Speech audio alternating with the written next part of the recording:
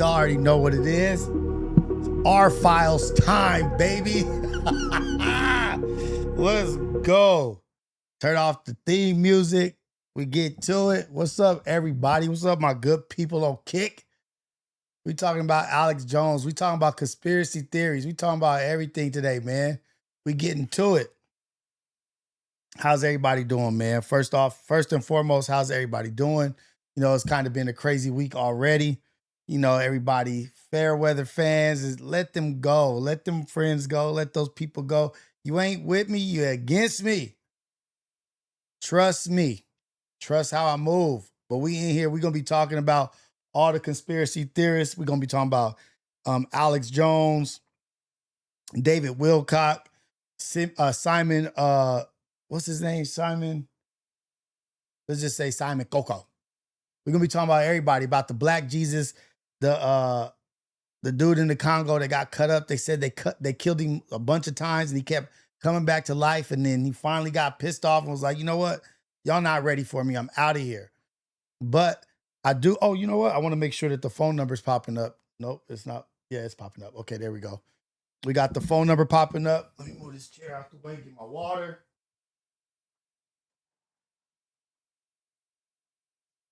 Water. You know, man, we living it up, man.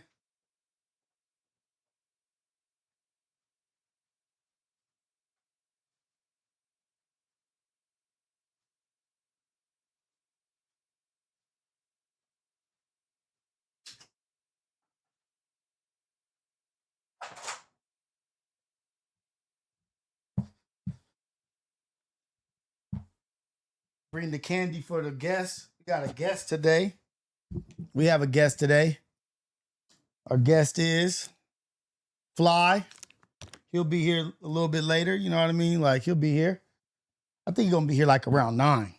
But what's up, man? I'm happy. I'm happy to be here with my people, man.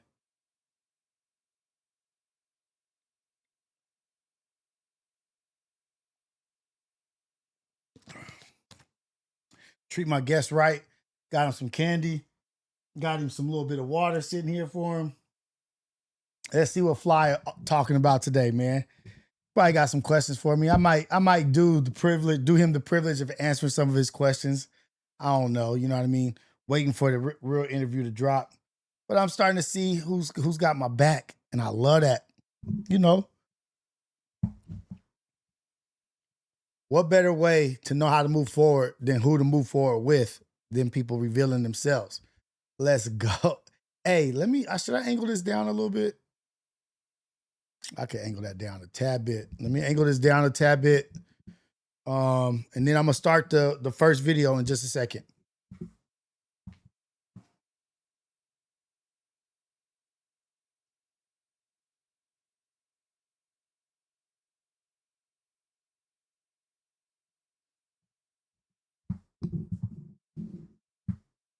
So, Dot Focus, you said that you are up on Alex Jones. What you know about Alex Jones? What you know about him? Tell me what you know about Alex Jones from your experience. What you know about him? And before we get started, any questions? Should I drop the Discord in here in case you guys got some videos that you guys want to? They turning the frogs gay. That might be the most famous thing he ever said. He's got a bunch of famous things. That might be the most famous thing that he's ever said, though. And then I want to make sure.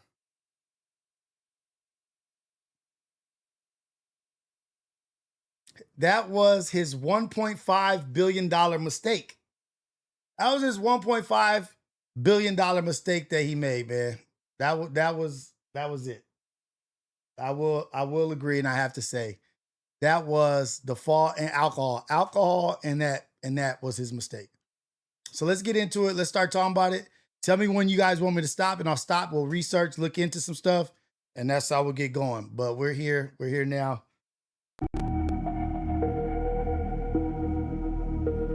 Oh shit. Oh shit. We're here now.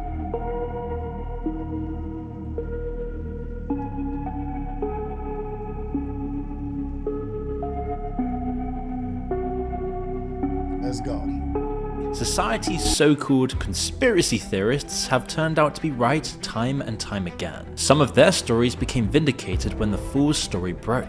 He was the guy who told me about Epstein's Island more than a decade ago, and I thought it was the craziest thing I'd ever heard. But most never saw the light of day because the search for truth has a habit of pushing people to the very edge like this. Hello?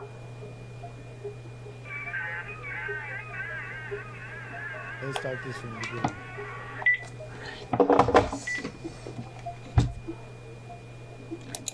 So let it be right then. So let it be done. Well, I'm King Terry, and Time again.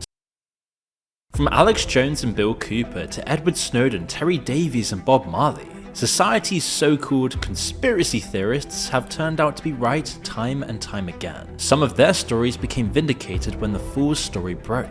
He was the guy who told me about Epstein's Island more than a decade ago, and I thought it was the craziest thing I'd ever heard. But most never saw the light of day because the search for truth has a habit of pushing people to the very edge like this. Hello?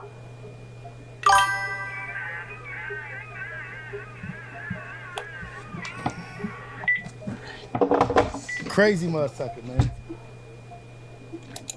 So let it be right then. So let it be done. well, I'm King Terry, and learned how to purify. This makes me think, you guys.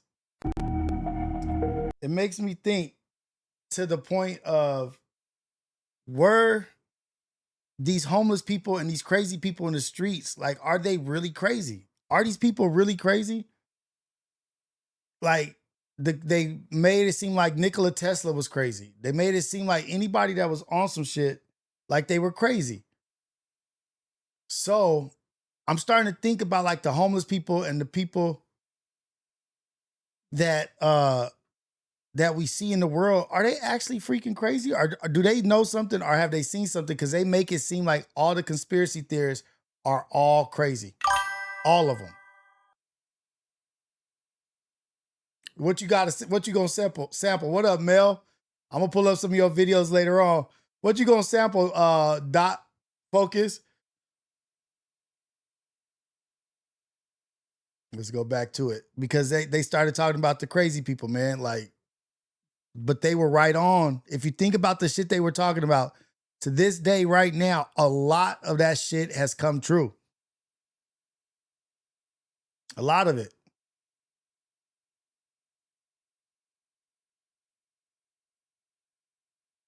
Purify myself in a horribly impure environment.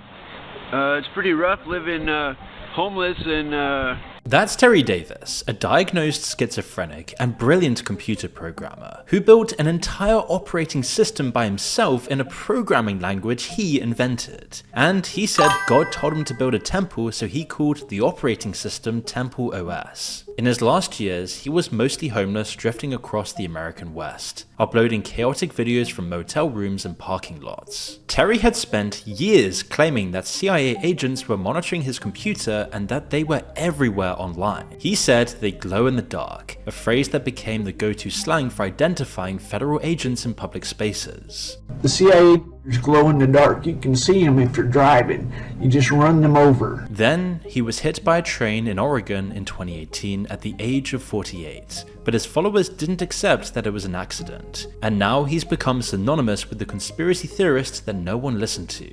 Because paranoia is a very effective tool for discrediting someone. If you're truthfully unwell, everyone eventually stops listening to you. But if you're not, it's a brilliant way to engineer that same outcome. Ernest Hemingway, one of the most celebrated writers in history, was plagued by this exact strategy. In his final years, he was telling his wife, friends, and doctors that the FBI was watching his every move. Of course, nobody believed him, and his own wife thought he'd lost his mind. He went through multiple rounds of electroshock therapy, which destroyed his memory and, by his own account, his ability to even write. So, he took matters into his own hands on July 2nd, 1961. Years later, a biographer filed a Freedom of Information Act request and found a large file signed off by J. Edgar Hoover himself. You know, I ain't never heard I found about this that. the other day about Hemingway.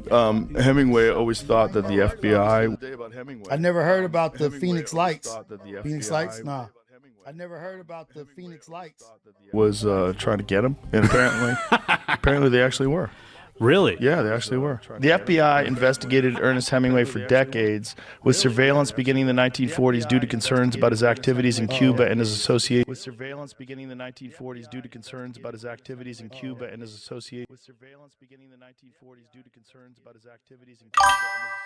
With individuals suspected of communist ties. While initially dismissed as paranoia, it was later revealed that Hemingway's fears were grounded in reality. It's still echoing? There we go. Hold on. And the FBI did monitor him, even tapping his phones and intercepting his mail. The surveillance continued throughout his later years, including his time in the hospital, and may have contributed to his mental anguish and suicide. So why did they do it? Well, first, he was spending a lot of time in communist Cuba. Second, look at his two most famous books, For Whom the Bell Tolls romanticized an American fighting alongside communists in Spain, while A Farewell to Arms is packed full of anti-war messaging. Massive influence combined with a message like this is not a good combo in the eyes of certain government agencies. Either way, the FBI had been watching him, but everyone around him said he was just paranoid. Few know this feeling better than the most famous conspiracy theorist alive today. When you've got the same FBI a couple of years ago with Jeffrey Epstein, who had the Lolita Express, with Bill Clinton on at least 16. Hold on, you guys. I think this is my guy. Let's see.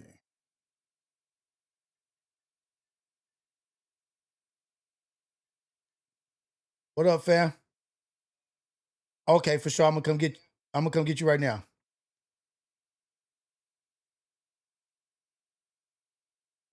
All right, you guys, I gotta go get Fly, but keep watching. Round-trip flights to the File Island. He got convicted of running. Alex Jones was talking about Epstein long before the files became undeniable. He also called out numerous false flag military operations and repeatedly told everyone that they happened once so they will happen again. The same ones that staged Gulf of Tonkin, the same ones that staged Operation, the mass shootings of Operation Gladio. Right. I can speak in this accent as well. Yeah. Governments have staged terror attacks throughout history or allowed terrorists to attack as a pretext to invade and enslave the populations. And for years, Jones warned that the US government had built a mass surveillance system to spy on its own citizens. He filed 9/11 in the same category as other false flags, and he wasn't the only one who went there before it became fashionable to do so. This is Bill Cooper, a former naval intelligence officer who spent the end of his days on a hilltop in rural Arizona, broadcasting his rambling theories via a shortwave radio to anyone who tuned in. He was the author of the conspiracy manifesto Behold a Pale Horse. His ideas were the forerunners of some of the biggest conspiracy theories around today, like alien mythology, the Illuminati, and the mysteries surrounding JFK. Cooper was warning his followers that a major terrorist attack was coming on American soil, and that the government would use a man called Osama bin Laden as the scapegoat. He had watched the now infamous CNN interview with bin Laden in his hideout and couldn't believe what he was seeing. And you've got to pause on this particular point because it is utterly bizarre, and a lot of people have just completely forgotten about it. In 1997, CNN journalist Peter Arnett went to Afghanistan and interviewed Osama bin Laden on camera. We're gonna get back to it, but we got a guest here right now, so let's talk to the guest, man. So let me know if that light is in your eyes, if it's messing you up. It probably is. Because if you look at the TV, is that gonna be? Yeah, I'm gonna fix that. In here.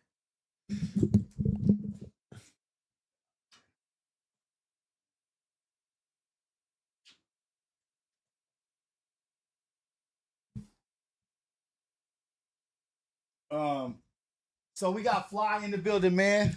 We got Fly up here. here. What's the deal? I'm gonna fix it so you can see yourself, see how it looks.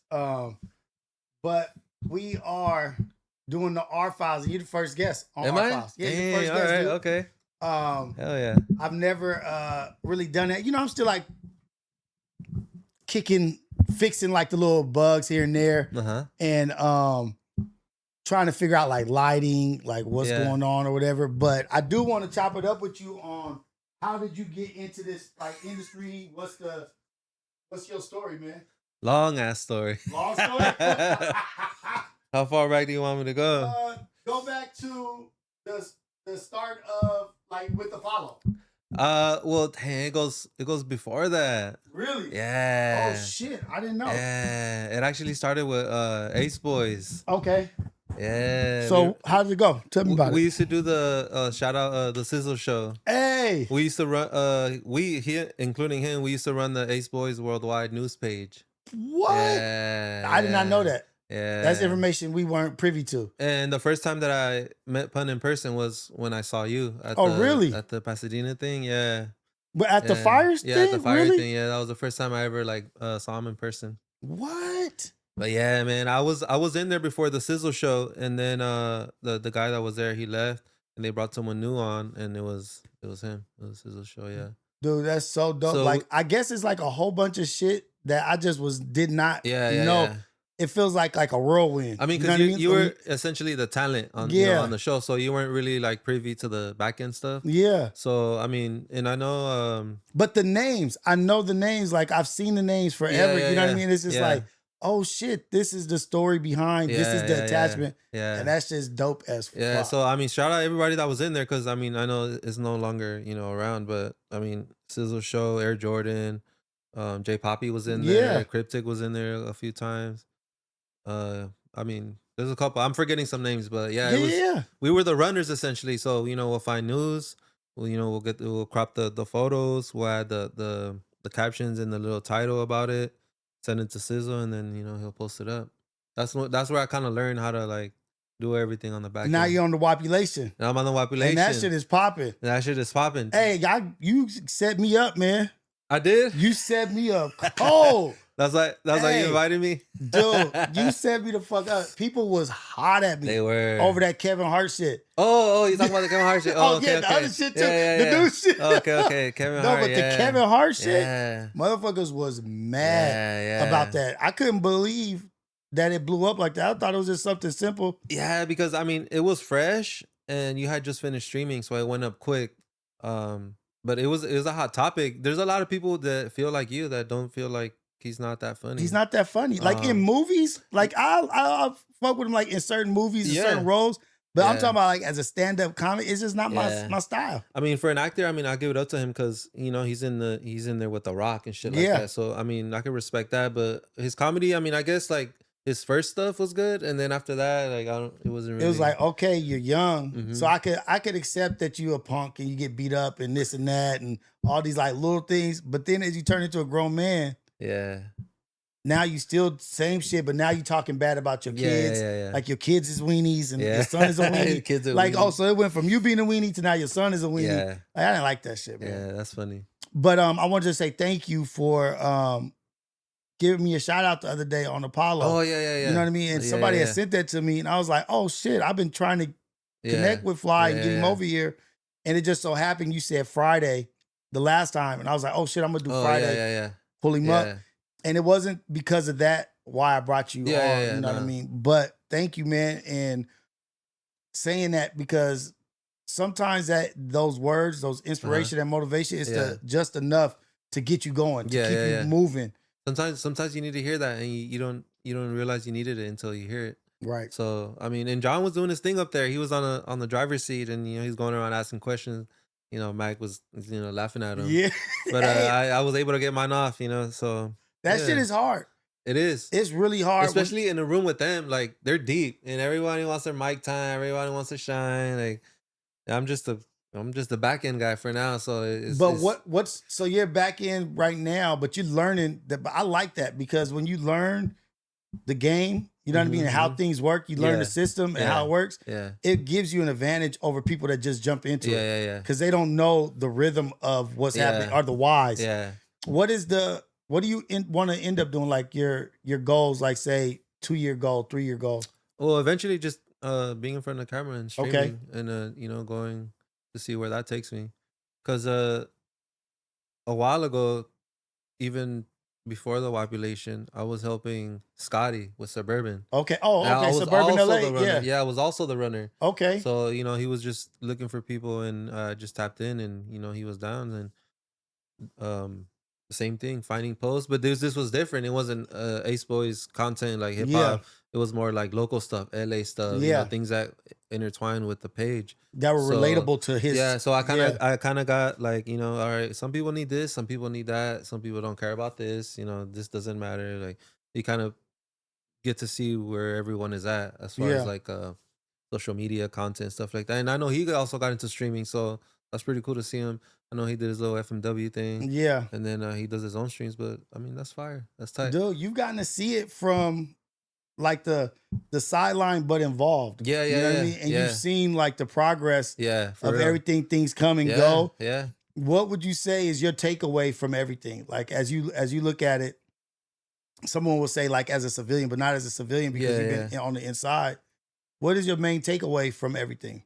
I think it's the upper hand that you get to see what's going on before you like step in. Because some people step in, like you said, and they don't know what's going on, and they go 100 miles per hour and they end up crashing. Right. So just to see it on the back end, and like, you know, I'm hearing people, you know, I'm watching shows and I'm watching pods, and I'm watching them, and I'm talking back because I know like what they're talking about, and I'm like, oh, okay. Like somebody will say what I said, or you know, it's an argument, or you're back and forth, or just like a discussion. So yeah, I was like, okay, like I kind of have a feel for it, and I know like, you know, what to say or like what to think. What's gonna be your lane when you do get on camera? Like, I don't know, because we've been doing cult media, and we've been interviewing artists, and you know, we've been teachers. We did a councilwoman the other day. So, and I know I've been my thing has been like breaking down albums and talking about them. Like I know you had Water on here. Yeah. And I broke down one of his songs, Buttermilk Syrup or something like that, and I broke it down, and it ended up being a double entendre song. He was talking about like a vice and a woman at the same time. Yeah, exactly. So, you know, to be able to break that down and see artists like, you know, be like, oh shit, like he's doing his homework. Like I think that's big. That's a big thing for me. That's dope. Because you can easily just have somebody on here, you know, get surface level thing, but when you go a little bit more deeper, artists like that shit, and they come back to you because they know, you know, you know what's going on. It's not just like social media, whatever's hot, surface level, and then that's it. That's it. Let me just get what I need out. But when you dig a little deeper, and Water is a dope dude. Like his story is fucking crazy. Yeah. Fly been tapped in for years now, bro. The Bigs. Let's go. Sizzle was the one that sent out the bat signal. He's the one that told me, he's like, hey, Rios is talking about you. He wants you on. Yeah. Like, oh shit, like where? And then he sent me the kick link, and then dude, I be like having such a hard time. Like, so my problem is keeping up with messages. You know what I mean? And like, where was that message at? Or where is this? And trying to like, I have like ADHD and shit that's going on, and it'd be like fucked up. And so I'm like, hey, can y'all? Because I'm gonna forget. Can somebody right now send him a message right now? So when you do you do solos now? I don't do any solos. I don't have like at the time. I don't have like space at home. I don't even have like a camera or what's the other one? The face cam, the Elgato face cam. I don't have any of that. So I just been thinking maybe I could do a couple like album reviews. Yeah, just on Instagram. Do you have a computer? I have a computer. I'm gonna chop it up with my I have another virtual camera. Like it's a Logitech Brio. And we'll see if you want to use it or whatever. Because I was thinking like maybe like you know, a green screen and have like the album in the back that I'm talking about, or like a little clip of the video, and just like do a quick 1 minute breakdown of the album. Like nothing too long. Yeah. Just, you know, just to get like people involved, because you know I have a lot of local friends too that make music, and they would love for me to like, you know, break this shit down. Also, do you have a green screen?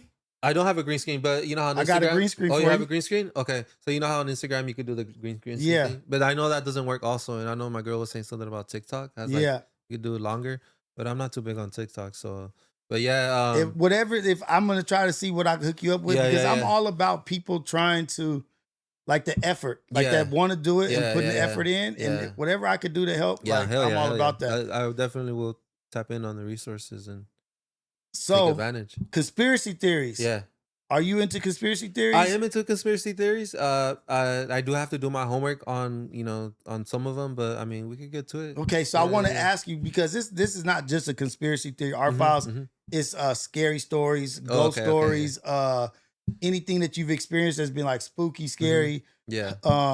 Have you ever had any scary experiences or any ghost stories or like with grandparents or any stories they done told you? I've only had I don't know what it's called, like when you're sleeping and you wake up, but you're like sleep paralysis. Sleep paralysis. Yeah. I had a sleep paralysis when I was like maybe late teens.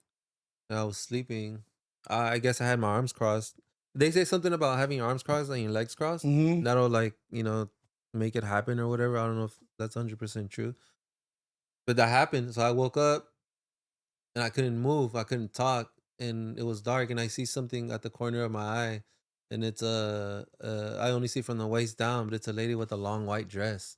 And it's moving. Like the fans hitting it. Yeah. And I can't Where were you at? I was at home. I was sleeping. Yeah, I was at How my old parents' were you? house. I was like late teens. Really? Yeah. So I look, I can't move my head, and then I'm trying to like call my mom or my dad, but I can't speak. I'm like, yeah, you can't. You speak. can't do anything. Yeah. But all I see was the white dress just like moving. Yeah, like the air was hitting, and I'm just like, Like, what the fuck? yeah, like I that shit has never happened to me. So I don't know. I guess it ended or whatever, and I got up. I turned the light on. I went to sleep with the light on. Yeah. Did you tell your parents about it? I told my parents the next day. What'd they say? And my mom was like, my mom's big Catholic, so she's just like, next time that happens, you have to like pray in your mind or whatever. And she put like a rosary on the door. Yeah. Stuff like that. But I had never experienced anything like Dude, that. I used to experience that shit all the fucking time. Sleep, and it would be like here at the house in front, like when I would sleep downstairs. Only when you slept when downstairs? I would sleep downstairs, dude, and it was like, wait, is it something? Is this some shit down here that's causing me to have this sleep thing? And then I was like, maybe it's because I only fall asleep downstairs when I'm exhausted. And I'll just fall asleep and not make it upstairs. But it would happen to me all the fucking time. You think because you're exhausted, you sleep, you're in like in a deeper sleep? That's what I was thinking. I was like, maybe it's that. And I'm falling asleep downstairs because I'm exhausted. But it didn't just start here. I used to get it in Long Beach when I was a kid also. But like your mom said, no one ever told me, but I would just start praying in my head because you can't move. And it would be times I see things and see stuff, and I just close my eyes and just pray, and then just pray so much that I fall asleep. Dang. Yeah, that's crazy. But I got a lot of like Mexican homies from work that would always tell me stories about like when they travel back home. You know what I mean, and like scary stories. And it's like always like in countries. There's some shit. Yeah. You know what I mean? Like, sure. What the fuck? Especially like smaller towns. We're talking about ranchos and pueblos. It's really, really, really out the way, and just like, bro, like it's always some shit, dude. Like where it's hella not dark. Like there's no help if you need it. It's just like, dang, like what? I know my mom has some stories too about her little hometown. Yeah, but yeah, it's true. I stay prayed up. I stay away from like that crazy shit because. Now, the video we're watching is about Alex Jones and a couple other conspiracy theorists that have been told that they're crazy. Like, oh, this dude is crazy. This dude's tripping. Or they commit suicide, or they put him into a mental facility. Like Nikola Tesla. Like the guy, they at the end they try to say, oh, he went crazy. He didn't know what he was talking about, but he was trying to give people free energy, and they took all his paperwork. But anytime I feel like you're saying too much or you're too close to the truth, they'll like put a narrative or some propaganda on you, like something's wrong with this dude. Yeah. Like he lost his mind. Yeah. And then Donald Trump's like great-grandfather was a part of the crew that went in to collect Tesla shit. And so they're saying that Trump has access to like this shit. And then there's a book that was written in 1900s about this dude named Baron Trump. And he used to travel back into Russia through space travel and go into Russia. And he had all this money. And then when he became older, he became the president. And it's the same address that he has on Trump Towers. Really? In the book in 1890. And his son's name is Baron Trump. Really? And it's a fucking trip. You never heard of it? No, I never heard of it. Dude, That's crazy, though. hold on. Let me see if I can find this shit real quick. Because we'll get to this conspiracy theory shit, but So you think time travel is real? oh hell yeah.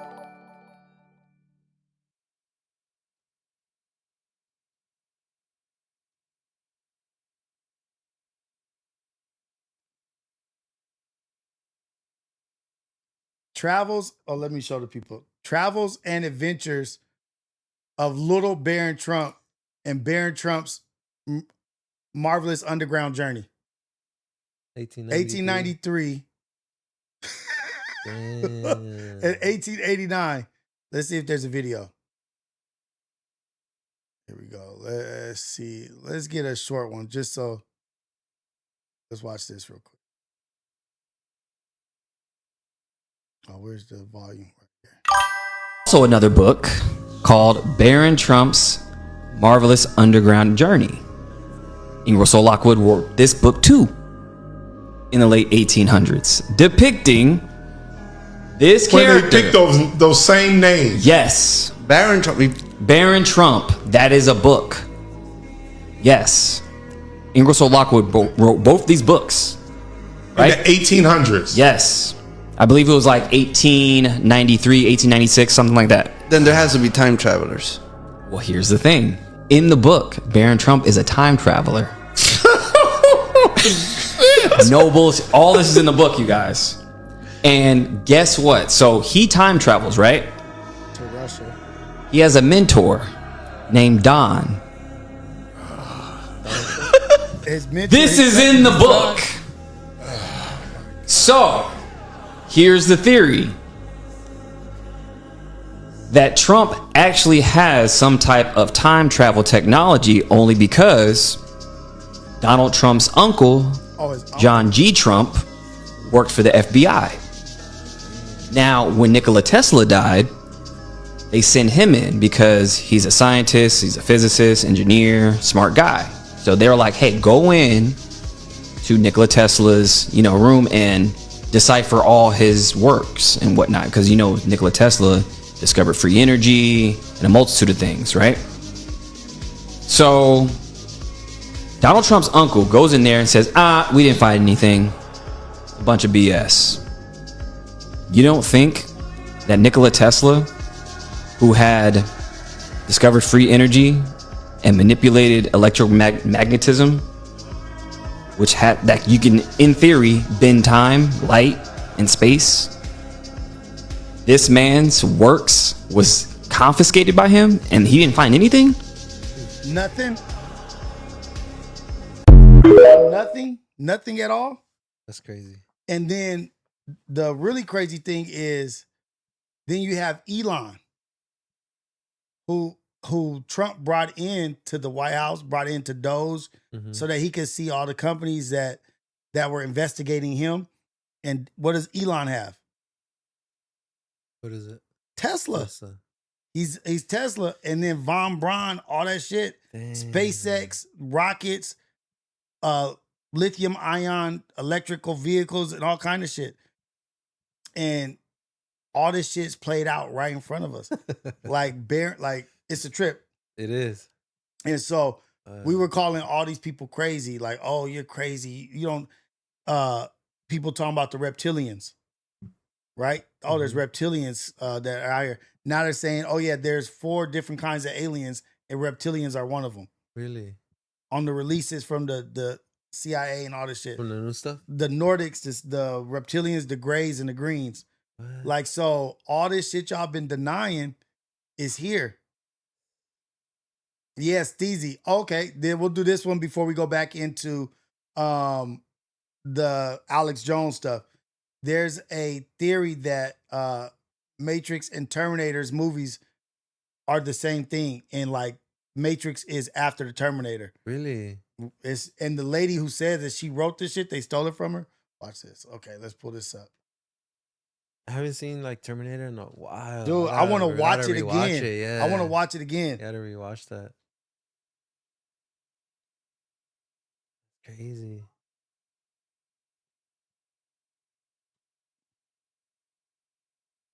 Let me see. Okay, here we go.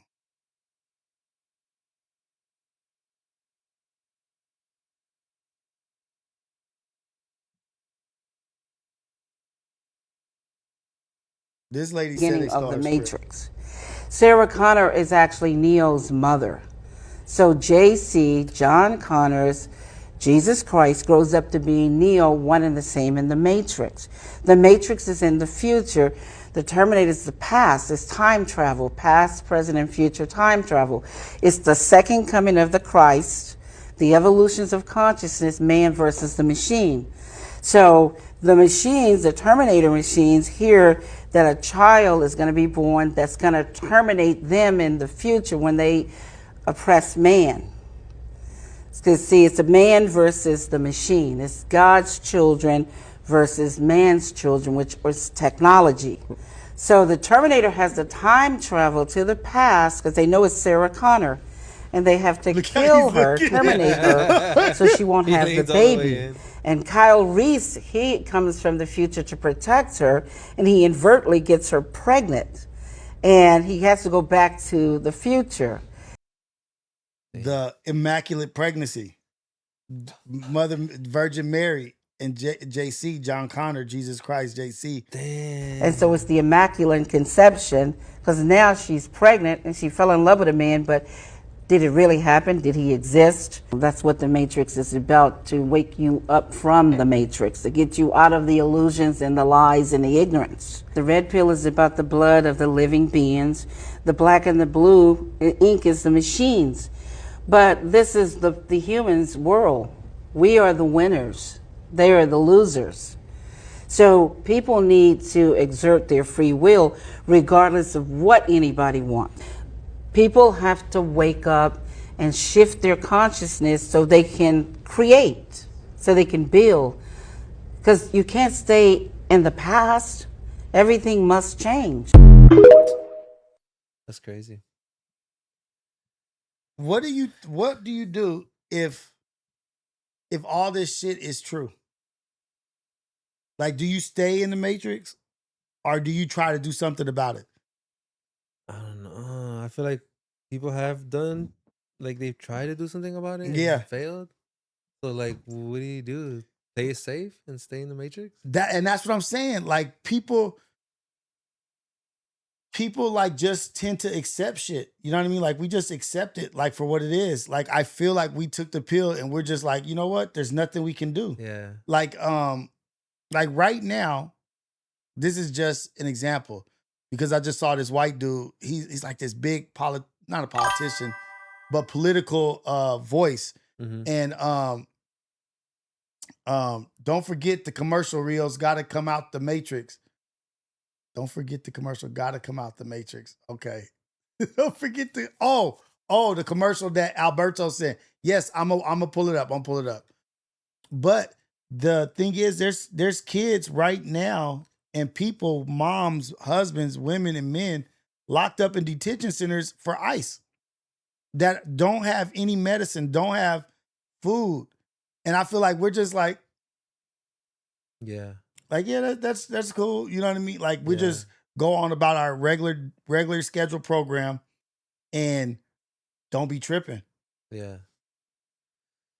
It's just so much going on. It's like hard to even like choose one thing to, that's crazy.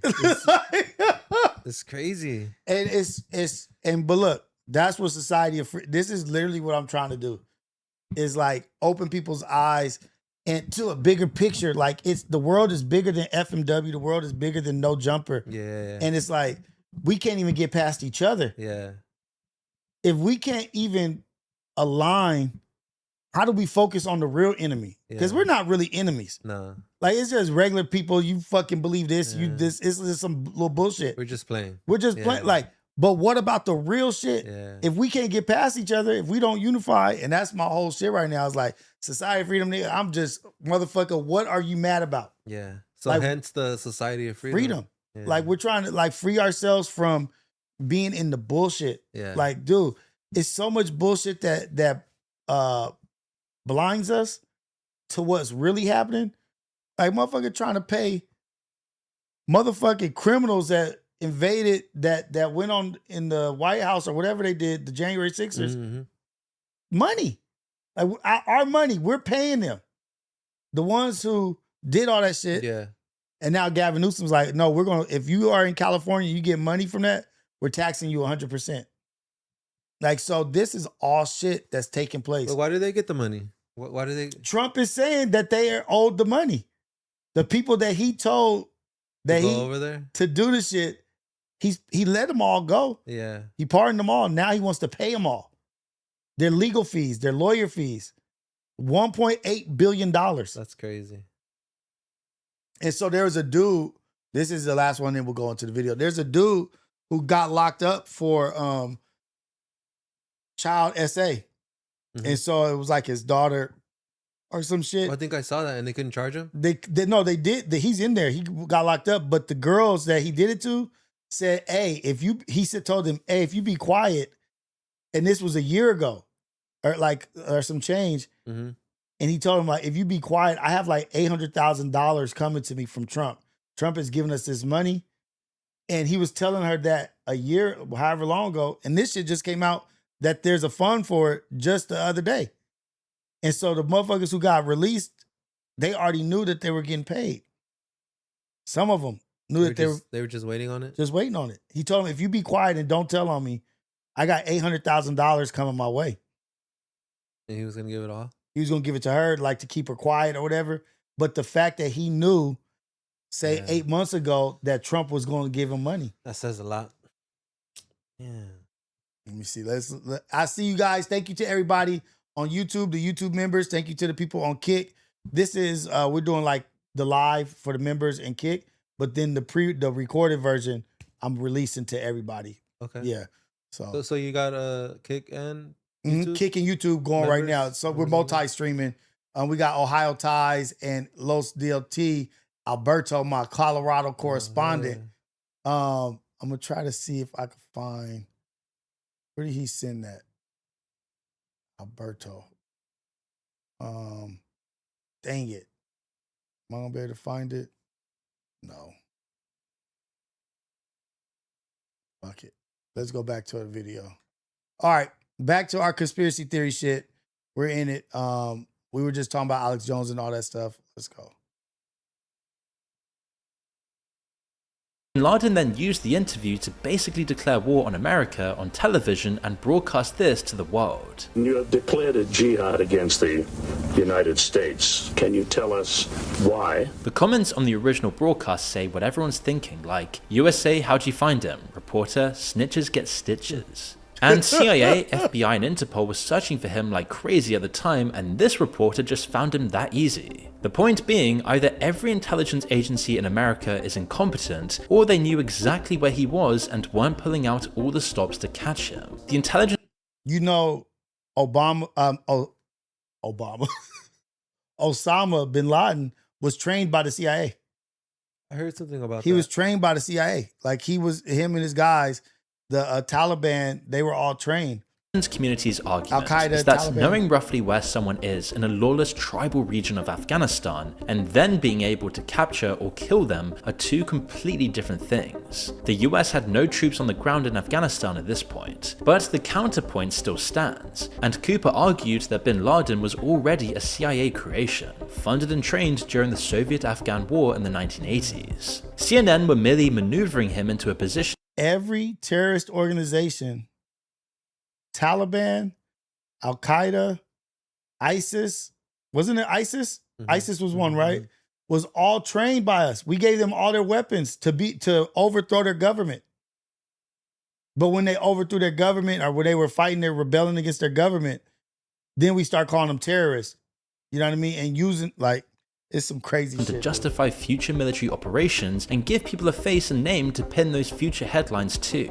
Then, on June 28, 2001, less than 3 months before 9/11, Cooper would say this on air. And whatever is going to happen that they're going to blame on Osama bin Laden, don't you even believe it. 9/11 then happened.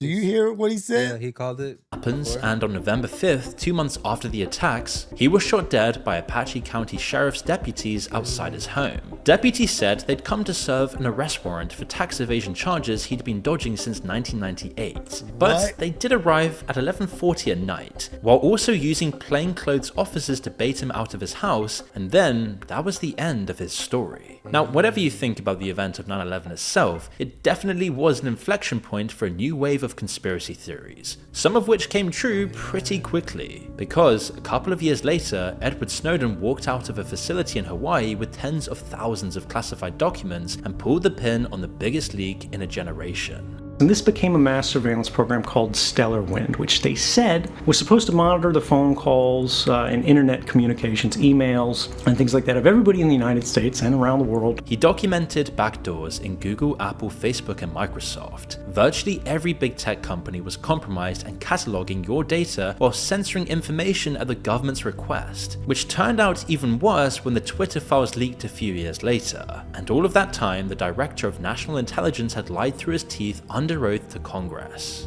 But what does it mean for a democracy when you can lie under oath to Congress, and the congressman even knows you're lying to them, but they're afraid to correct you? But what most people don't know is that this Snowden is literally a hero. Like, what happened to him? He got extradited back. I believe he got extradited back here. You know what I mean? But he was being taken care of and like kept away. But they got him, I think. If anybody knows in the chat, give me the information on what is happening with Eric Snowden right now. Damn. But he was blowing the whistle, like whistleblowing shit way back. Started years earlier with a guy named William Binney, one of the agency's best codebreakers. William had designed a surveillance system called ThinThread that could collect intelligence and still at least attempt to maintain privacy, but after 9/11, the NSA scrapped it, killed the legal safeguards, and used his own work to spy on the entire country without telling anyone. After 9/11, they took one of the programs I had done, or the back end part of it, and started to use it to spy on everybody in this country. When he tried to blow the whistle through proper channels, the FBI showed up at his house with guns drawn while he was getting out of the shower. And they came in and pointed a gun at me when I was getting out of the shower at the time, so they pointed a gun right at my old head, said, hey. I wasn't too upset. I just said, yeah, suppose I could get dressed here. This is something the KGB, the Stasi, or the Gestapo would have loved to have had about their populations. And just because we call ourselves a democracy doesn't mean we will stay that way. Snowden himself said that William was a part of a group of early NSA whistleblowers who tried to expose similar programs before he did, and each one got destroyed for doing so. One of them, a senior NSA executive called Thomas Drake, found that the NSA was spending billions on surveillance programs that were both illegal and broken. After he reported it internally and nothing happened, he decided to take his story to the Baltimore Sun. He was then immediately apprehended and charged under the Espionage Act, facing 35 years in prison, though the charges were dropped before the trial. Yeah, Bill Binney is part of, shall we say, the group of early NSA whistleblowers who came with Thomas Drake, Bill Binney, Kirk Wiebe, I believe, and Ed Loomis. And these guys all got their doors kicked in, they got harassed. But it's not just serious intelligence guys and journalists who get caught up in these kinds of controversies. Bob Marley's music tells you a lot about what he thought of power and the government. His entire worldview was built on the idea that the systems running the world were corrupt, exploitative, and fundamentally designed to keep ordinary people. Correction. Eric Snowden lives in Russia, where he has he's been granted full citizenship in 2022 and received a Russian passport. He resides with his wife, Lindsay Mills, and their 2 sons in Russia. So, down. You could even say he inspired an entire generation of conspiracy theorists. Listen to Alex Jones talk about him on InfoWars. Jesse. I was listening to Bob Marley again the other day. I was on a Bob Marley jag. And I'm like, this guy was Alex Jones before I was born. It's a powerful song. He goes in to talk about the technocracy and the scientific elite wanting to kill humanity and destroy our children. Every song's poetry. Wait, what? I was talking about the technocracy of America on one of my shows. He just said Bob Marley had a song about the technocracy.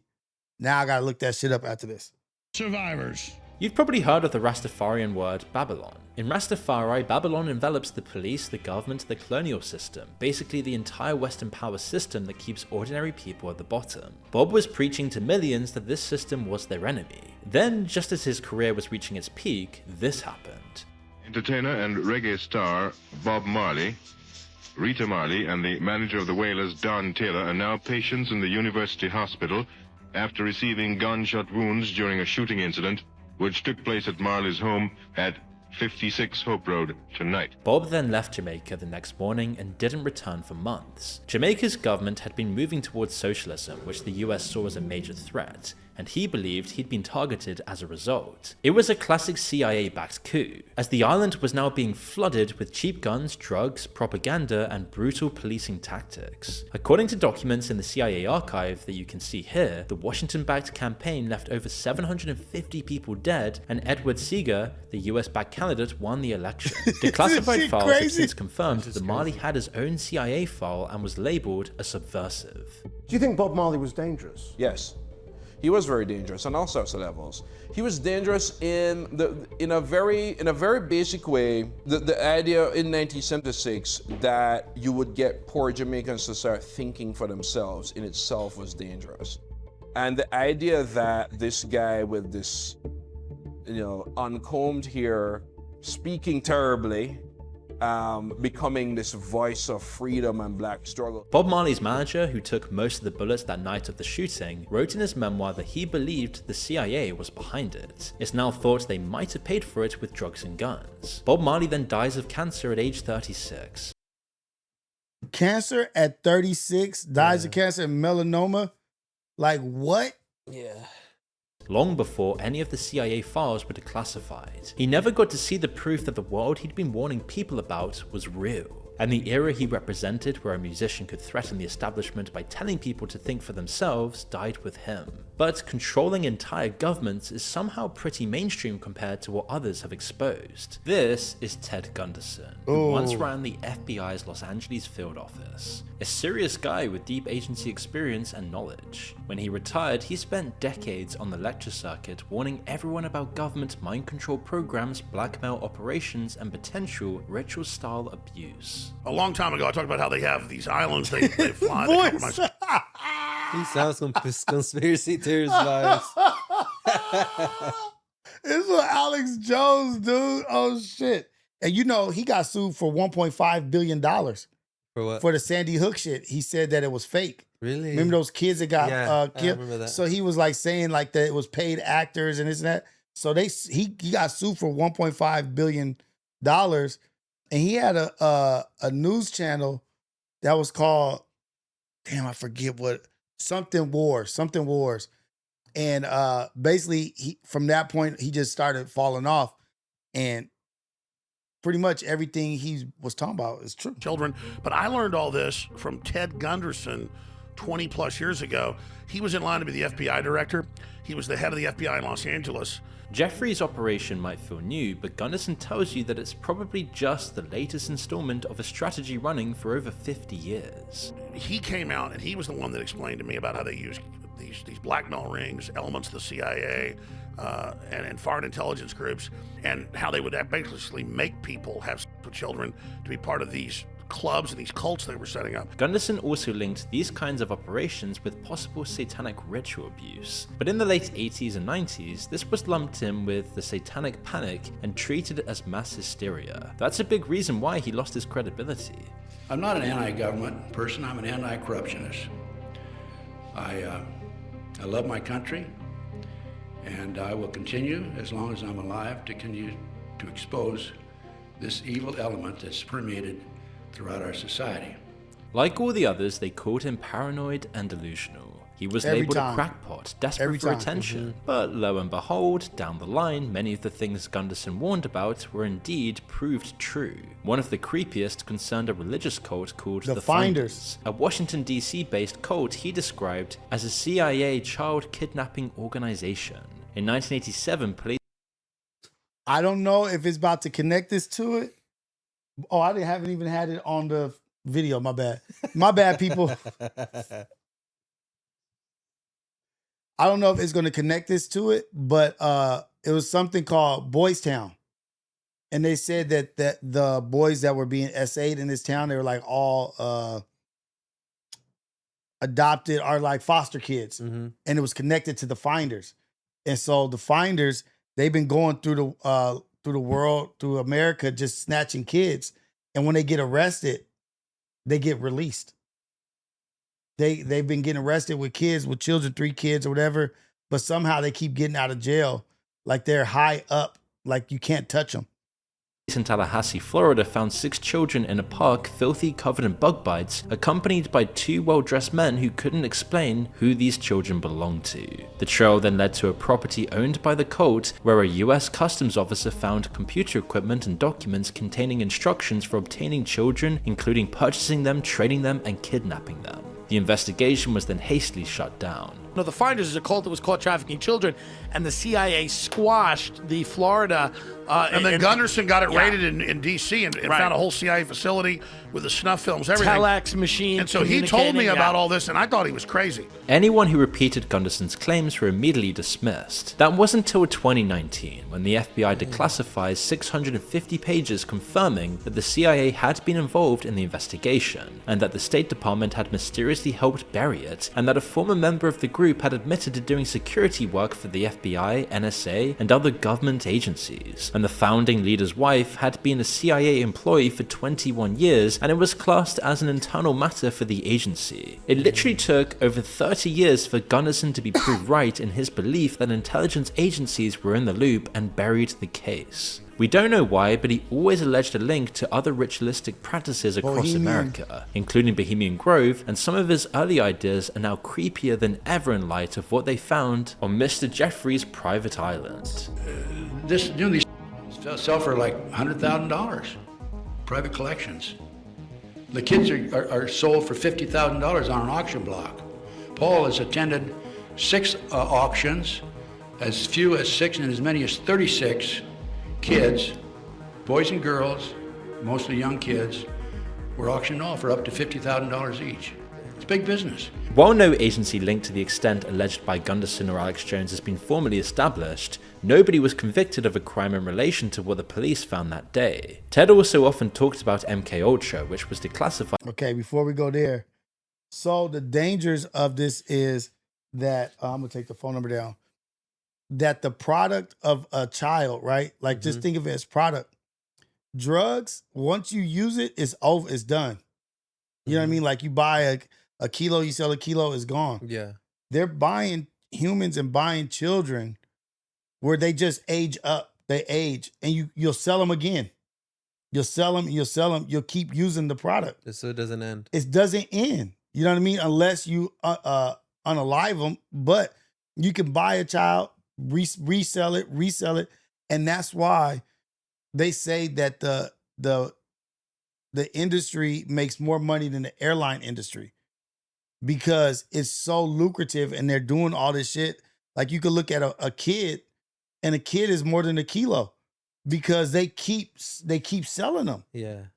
And it's like these sick motherfuckers is doing this shit. They're making money like crazy. And so when you have 2 dudes in the van looking for kids to kidnap or whatever, and you're like, oh, that doesn't happen. But then when you find out that they're getting paid $7,500 per kid, there's a lot of thirsty motherfuckers out here that's willing to do that shit. Yeah. In his era, but he always claimed it was wildly misunderstood in how far it went. The goal was to hijack the brain, altering or erasing memories or creating assassins you'd kill on command with no memory of being programmed. It started with CIA employees, but that quickly backfired, so they had to start testing on the public instead. And to do that, they came up with something called Operation Midnight Climax. So they went to San Francisco, they rented a safe house, and they hired to go out on the street, pick up Johns, bring them back to the safe house, dose the Johns with LSD, and just see what happens. While these guys were losing their minds, CIA operatives sat behind one-way mirrors watching the whole thing while sipping a whiskey and smoking a cigarette. Where this went off the rails, in a handful of ways, in many ways, was testing on unwitting subjects. Things such as LSD and a variety of other substances. Yeah, whoops. This was back when people were naive about drugs, so just imagine for a second that you begin to hallucinate wildly and you have absolutely no explanation for what's happening to you. One of the main guys caught up in MKUltra was an army biochemist called Frank Olson. He was working on classified research when they slipped LSD into his drink at a work retreat without telling him. 9 days later, he throws himself through the window of a hotel room in New York. The CIA told his family he'd had a breakdown, but his son Eric believed his father had witnessed something he wasn't supposed to see, possibly the use of bioweapons on prisoners. Eric had his father's body dug up, and the autopsy found blunt force trauma to the skull. The Manhattan DA reclassified the death from to homicide. That story was then later made into the Netflix show Wormwood. I was told that your father has had an accident. When Congress finally started asking questions in 1973, the CIA director ordered that the MKUltra files should be destroyed. In 1973, the CIA director ordered mass destruction of the MKUltra files. What we know comes from accidentally surviving documents, meaning this is a sanitized version. Burning the files is one way to bury the truth, but there's another pattern of scrubbing the evidence here that speaks for itself, and you're probably starting to notice it by now. This is Gary Webb, a journalist who proved the CIA had knowingly allowed drug traffickers to funnel crack into black communities in LA throughout the 80s. That's what Snowfall is. Yeah. That's Snowfall. Yeah. That's that's Contra. Remember the game Contra? Yeah. Contra, it was the rebels in Nicaragua. They were selling cocaine to make money to give the rebels in Nicaragua guns to throw a coup and rebel against their government, and selling the crack to black people in the black neighborhoods. Rick Ross, South Central. Yeah. 3 of the biggest newspapers in America coordinated to discredit him. His own editors abandoned him, and he lost everything. Then he was found dead in 2004 with 2 gunshot wounds to the head, ruled self-inflicted. The CIA's own Inspector General later confirmed. You hear that? What did he say? 2 gunshot wounds to the head. And they ruled it self-inflicted. How do you shoot yourself twice in the head? He'd been right all along. Then there's Frank Serpico, a New York cop who spent years trying to report corruption inside the NYPD. Nobody wanted to hear it, and during a drug raid in Brooklyn, his fellow officers let him walk in alone and he took a bullet to the face. They then made a film about it with Al Pacino called Serpico, but the department never apologized. And then there's David Kelly, who was one of the UK's top weapons experts, who told a BBC journalist that the British government had hyped up its case for invading Iraq. He was then outed, dragged before Parliament, and then found dead in the woods near his home, again ruled self-inflicted. Years later, a public inquiry confirmed everything he'd said, and a panel of doctors and scientists You see a common thread? Yeah. doubted the official cause of death, and that pattern of convenient fatalities continues to the present day. In 2024, a quality manager at Boeing called Josh Barnett had been raising concerns for years about safety shortcuts on the 737 MAX production line. He was then found dead in his car in the midst of his whistleblower lawsuit against the company. And again, it was of course ruled self-inflicted. But there is one story buried in all of this that probably affects you right now, and not in a historical or political sense. If you're one of 98% of Americans, there's a cancer-causing chemical coursing through your veins and arteries right now. And the guy who warned us about it was yet again dismissed as a delusional conspiracy theorist. He is Robert Billett, a corporate defense lawyer in Cincinnati whose entire career was spent representing chemical companies. So he was about the last person you'd expect to take on one of the most notorious in history. In 1998, a farmer approached him to say his cattle were dying, foaming at the mouth with their teeth turning black and tumors growing out of their sides. He'd filmed this all on a home video camera, and the footage is genuinely horrible, with cows stumbling around and collapsing by a creek that runs downstream from a DuPont landfill. He'd already tried local regulators, state agencies, and every lawyer in the region, but nobody would touch it because in that part of West Virginia, the company he suspected of being behind it, called DuPont, was one that you didn't want to mess with. What Robert found when he started pulling at the thread would consume the next 25 years of his life. He requested internal documents from DuPont that pointed to a chemical called PFOA, also known as C8, which was used in manufacturing Teflon, the non-stick coating on your pans, your waterproof jackets, your microwave popcorn bags, basically everyday products in every household in the country. DuPont had then been dumping this into the local water supply, and their own internal studies showed they knew exactly the damage it was capable of inflicting. They'd found elevated cancer rates in their own factory workers. They tested the blood of pregnant employees and found the chemical in their unborn children. They knew it accumulated in human tissue, and they knew it didn't break down ever. This is Robert speaking out about it himself. We're talking about chemical contamination that goes far beyond, excuse me, far beyond one farm. Him coughing scared me. Like, wait, is this motherfucker about to die? Like He has it. They said he about Farmers' property in West Virginia. We're talking about contamination now that's in drinking water all across this country and now all across the world. Today, the term forever chemicals that you're probably familiar with is basically all because of his work. We are now bringing a new case where we're seeking to represent everyone in the country who now has these chemicals in their blood. But what we now know is PFOA is just one of many of these man-made synthetic chemicals that are getting out in our water, in our blood. As Robert says, it doesn't even stop there because these chemicals have been leached across the US. Just outside of Bangor, Maine is Herman High School. Some 500 kids come here each day to learn, but they can't drink the water. We're alleging that 3M and DuPont created these chemicals, had the science that showed just how dangerous they were, how toxic they were, how they were going to last forever. Seeing correlations with thyroid disease. If I'm not wrong, DuPont is the same company that made Agent Orange.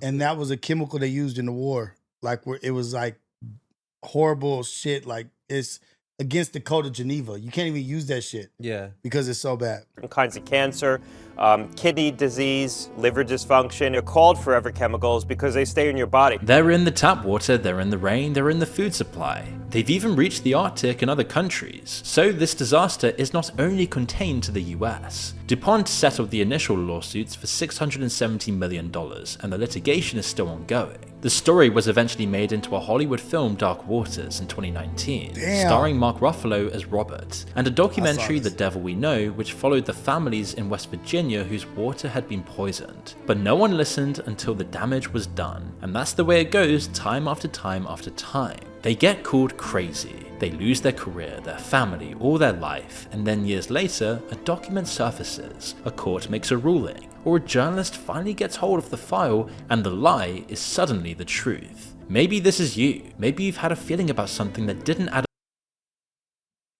So that was just a little bit about just a few of the conspiracy theorists that are out there, right? Like, now we have a bunch of them, like Marjorie Greene Taylor, that are politicians.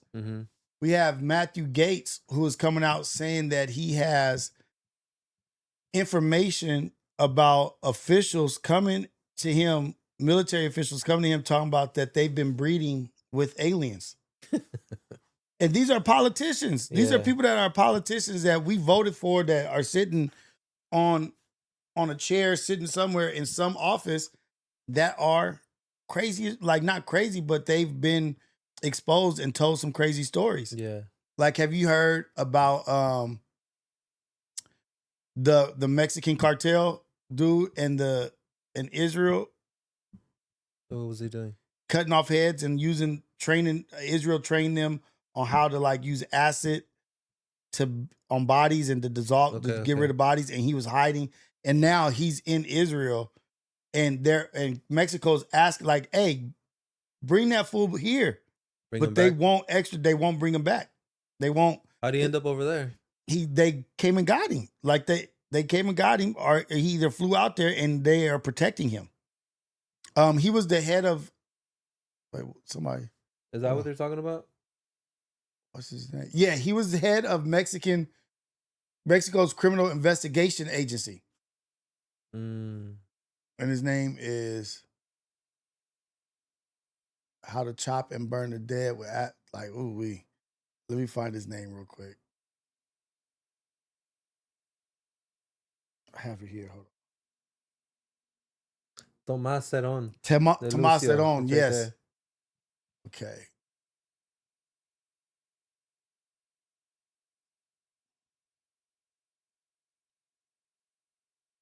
So they're protecting him over there. Yeah. So he can teach them?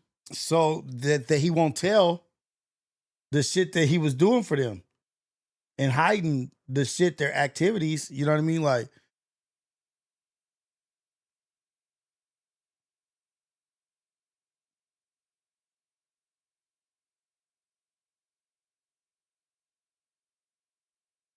So this is Tomás Cerón, who was responsible for the capture of El Chapo, and he is one of the reasons why Mexico has been very neutral about Palestine and Israel, even showing more support for Palestinians in some cases. Cerón was a former head of the Criminal Investigation Agency of Mexico during the Iguala massacre in Guerrero, Mexico, where 43 Mexican students were tortured and eliminated by members of the local government, military, police, and criminal groups. He was accused of embezzling $50 million from Mexico, and he is also accused of tampering with evidence of the Iguala massacre and torturing people to hide evidence.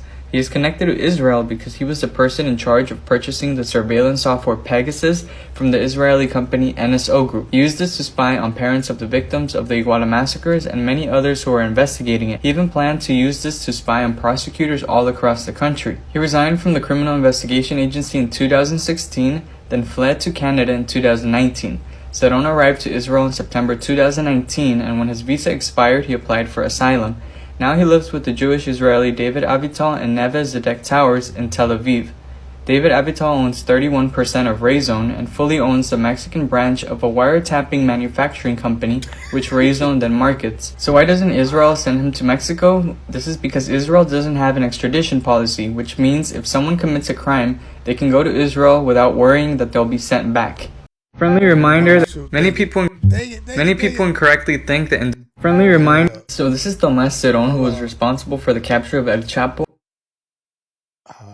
Dang it. And he is one of the reasons why Mexico even planned criminal investigation and in 2009 Israeli David Avital in Neve Zedek Towers in Tel Aviv. So you know that people people will commit a molestation on children here, and they'll go to it, you know what I mean? Like, because David Avital owns 31% of Rayzone and fully owns the Mexican branch of a wiretapping manufacturing company, which Rayzone then markets. So why doesn't Israel send him to Mexico? This is because Israel doesn't have an extradition policy, which means if someone commits a crime, they can go to Israel without worrying that they'll be sent back. Israel is refusing to send Cerón back to Mexico because Mexico condemned Israel's treatment of Palestinians many years ago to international groups including the United Nations Security Council. The current government is more sympathetic for Palestinians, and Mexico has been more vocal about Palestine in the past 20 years. In May 20, 2004, Mexico condemned Israel for their military activities in the Gaza Strip, particularly in the Rafah refugee camp. So this is Tomás Cerón, who was responsible for the capture of El Chapo, and he is one of the reasons why Mexico has been very neutral about Palestine and Israel, even showing more support for Palestine. Because what people don't, I think what people don't realize is that Israel has a huge like defense software development, like one of the top in the world, but because we give them so much money, like we could have that same thing, but we give them all the money. You know what I mean? We give them so much money so they could develop this software because they're in the middle of nowhere, could be under attack.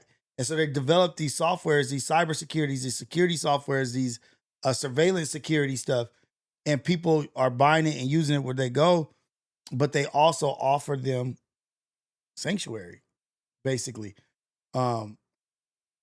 So shit is fucked up. It is. I don't know if you've ever heard of Simeon Toko. He was like out of the Congo. He was like a leader in the Congo, but he had like all this mysterious stuff about him where he survived like gunshots and survived this. And this guy David Wilcock said he was actually killed. The CIA attempted to kill him like so many times, and they chopped his body up, spread him across the world, and his shit came back together, and was in the office, the CIA office, and was like, I'm trying to tell y'all what is going on, like who I am and what I'm here to represent. And you know what? You guys just aren't ready. I'm leaving. And by the time I come back, it'll be too late. Man, That's crazy. Let me see if I got. Oh shoot, dang it. The Terminator is the Oh, it's right here. There we go. And his body started getting chopped off. They thought they succeeded, but his body started to regenerate. After this, they got so scared, they started the Tokish church. This much power was threatening to a lot of people. He even had Catholic priests try to throw him out of a plane. But he stopped the plane midair. Not playing with niggas. The most prominent story is when Portuguese doctors tried to perform surgery on him to take his heart out. In the middle of them taking his heart out, he woke up with no heart in his body and said, "Why are you prosecuting me like this? Give me my heart back." They put his heart back ASAP. There's even a photo of him showing the scar afterwards. Before Toko died, when he was 66, he told them that more people like him were going to start coming more alive. Say his body is still undecaying today in a mountain in Angola. Okay, I found something interesting. This guy here is Simeon Toko from Africa. And I'm going to play you a little clip, and hopefully you'll be able to hear this about what he's all about. So the story goes that in the 1960s, there was a black man in Africa who came in with abilities complementary to those of Jesus. And he was performing miracles. He was starting to get people to listen to what he had to say. And the cabal tried to kill him, and, you know, they could shoot him in the head and his skull would just regenerate and the flesh would grow back, and he was fine. And, you know, so the crazy story that I heard, which, and remember, I was told at the time that if I disclosed this, that I would be killed. And I ended up putting it in the book anyway. This is David Wilcock. The story talking. was that this guy, you know, they finally said, okay, we're going to bring you to the United Nations and share your message with the world. Let's get you on this flight.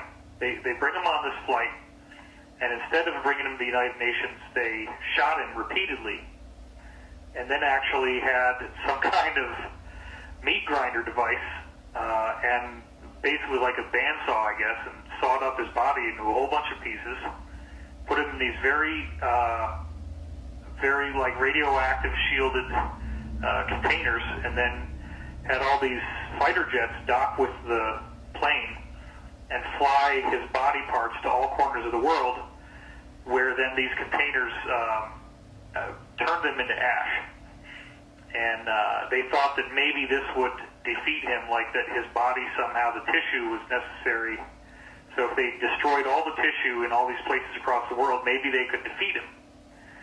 Well, he then regenerated in their offices and was fully fine, fully intact. But the sad part is that he said, you know, you guys so badly do not want me to be here that I am not going to be able to do any more. You're going to get what you want, but bear in mind that in the future, many others like me will be coming, and when they do, you will not be able to stop us. Wow. Many others like me will come. Many others. Jesus-like figure. That's what we're talking about. That's what's coming.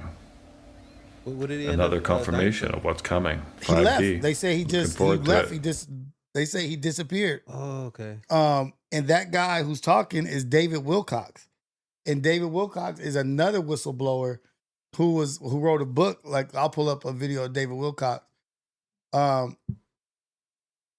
Let's just do David Wilcock.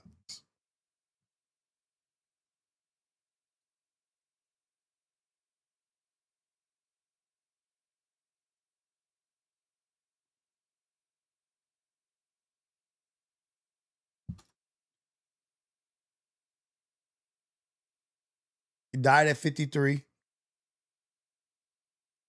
Let me see. Okay, we'll go to that one just if we want to, but let's just do this.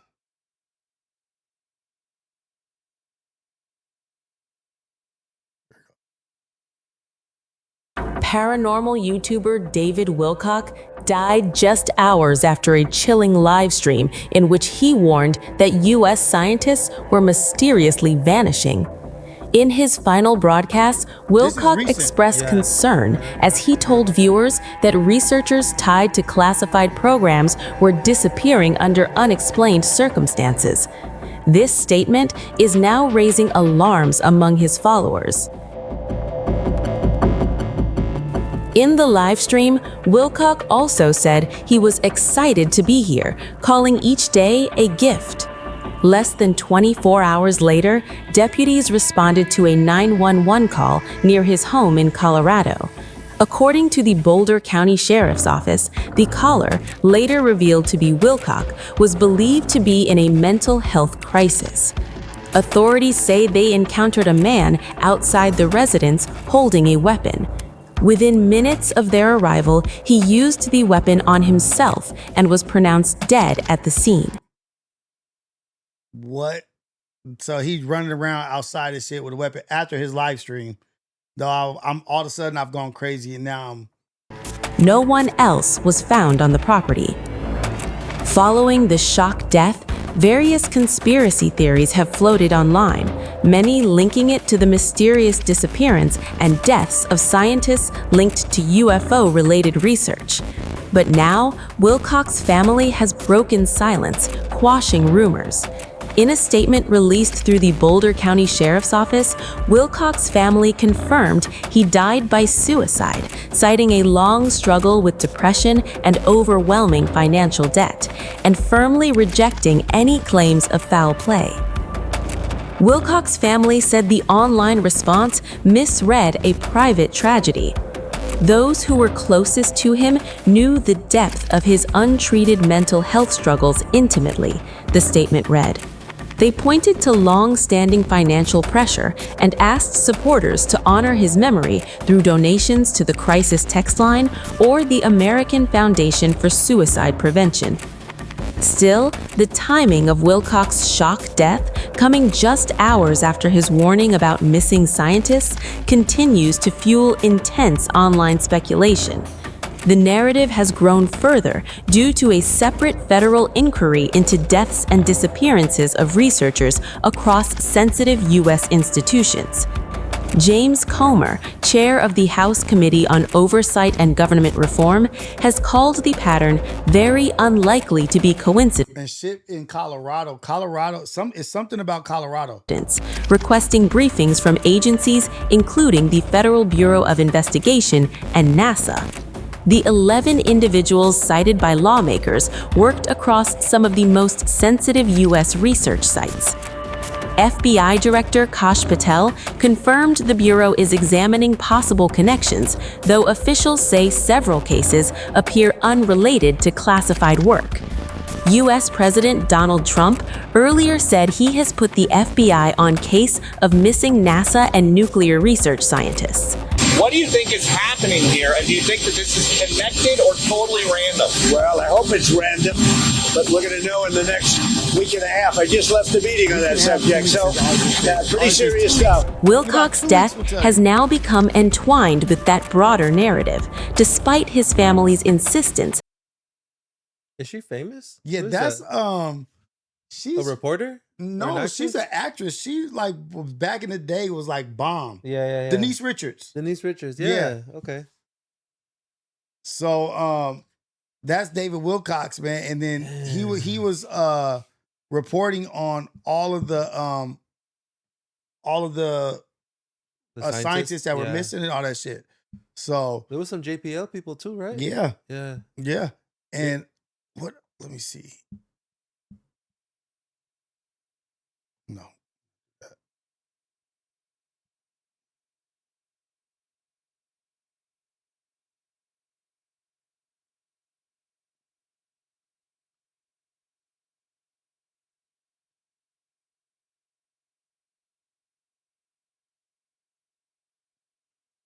This is what he said before he This is disappeared. one of the hardest videos I've ever made. Because today we're not just talking about a researcher. We're talking about a man who inspired millions. A man who dedicated his life to uncovering hidden truths. A man who is maybe no longer with us. Reports have emerged that David Wilcock has passed away at the age of just 53. And if this is true, this is not just a loss, it's a shock. According to initial information, authorities responded to a 911 call on April 20, 2026. Now, recently, they were all involved in high-level space 2 weeks ago. Something strange is developing. Eric von Daniken, gone. Nick Pope, gone just 2 weeks ago. Oh, shoot. Now, there are 11 scientists already gone or disappeared recently. They were all involved in high-level space and nuclear research. Now, this is the latest news from Fox News. David Wilcock was not a scientist, but he was working on anti-gravity technology. And some even believed he was in telepathic contact with higher beings. Now, agree or disagree, there is one thing you cannot deny. He had influence. Now, here's something that makes the situation even more unsettling. In his recent appearances, David spoke about his health. He mentioned blurry vision, nervous system issues, low energy, tingling sensations. He even said, this doesn't feel like aging. Something is different. And then this has happened. For almost a year, David put no videos on YouTube, even though he had 500,000 subscribers. He only did live sessions. And just 2 days before this news, he went live again. And he did not show any signs of taking his own life. He was talking about politics. He was talking about Donald Trump. He was talking about UFO disclosure. And in the video before, he was talking about crop circles and global issues. Now, if you look at these videos, you cannot help but wonder, does that sound like someone preparing to end their life? Or someone still engaged, still fighting, still speaking? Or does I want to go to his page. and global issues, closure? And in the video before, he was talking about crop circles and global issues. Now, if you look at the... I'm sure if you go on YouTube and you type in David Wilcock. Because there's a Spielberg movie out right now. Right, it's about to come out. What is it? It's about aliens and revealing aliens to the world. Mm-hmm. David Wilcock's live.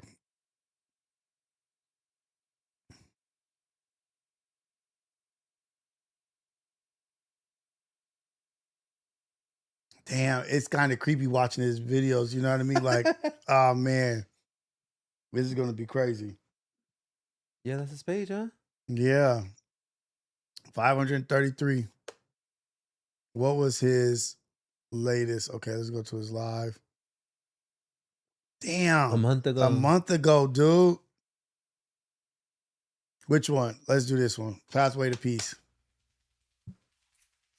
We're just gonna go over, but like skip through it.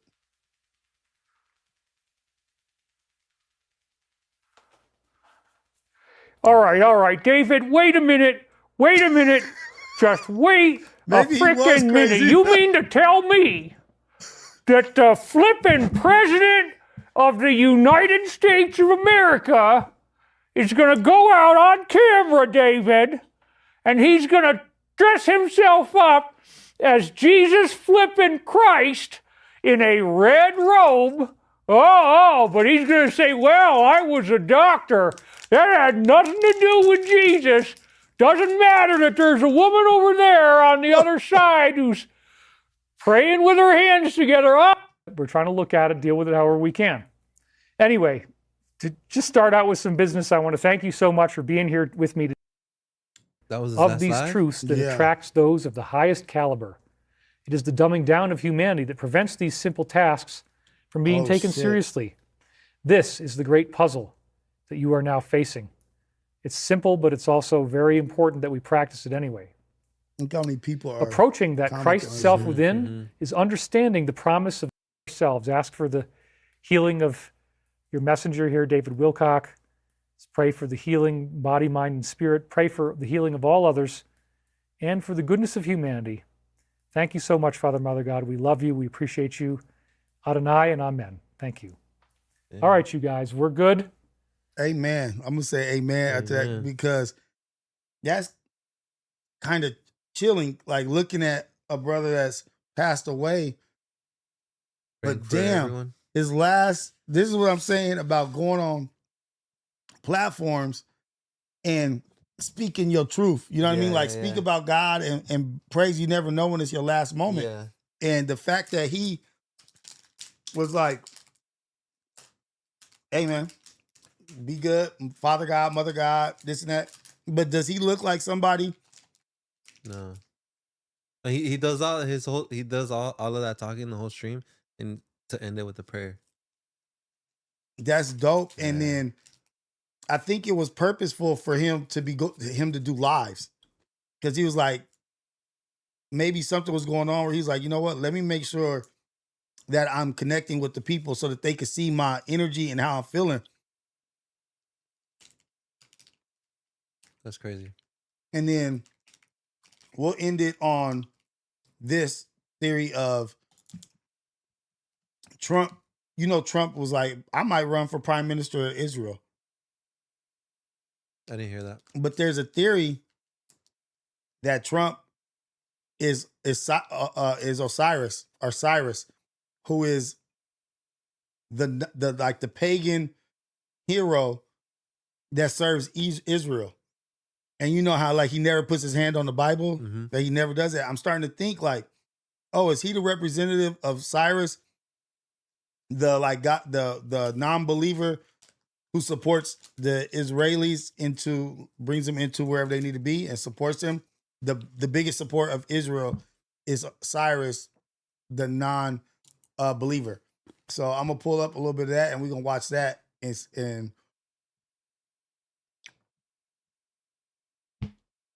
you know, a bunch of stuff. My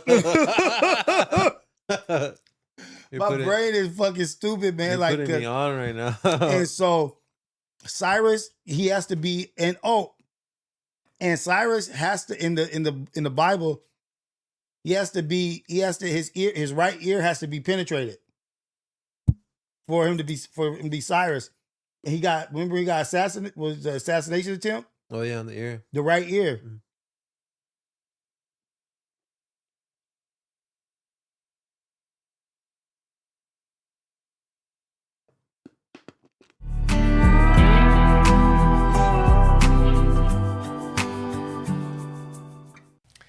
Hey friends, welcome to the next installment of The Wine Press.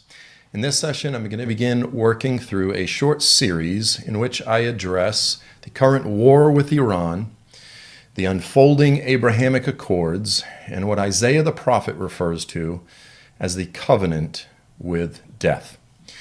So whether you love him or hate him, there is no denying that the Lord has used, in his sovereignty, the Lord has used Donald Trump really over the past decade, to move some of the most significant pieces on the geopolitical chessboard that in many ways do really seem to be aligning with that which the biblical prophets describe.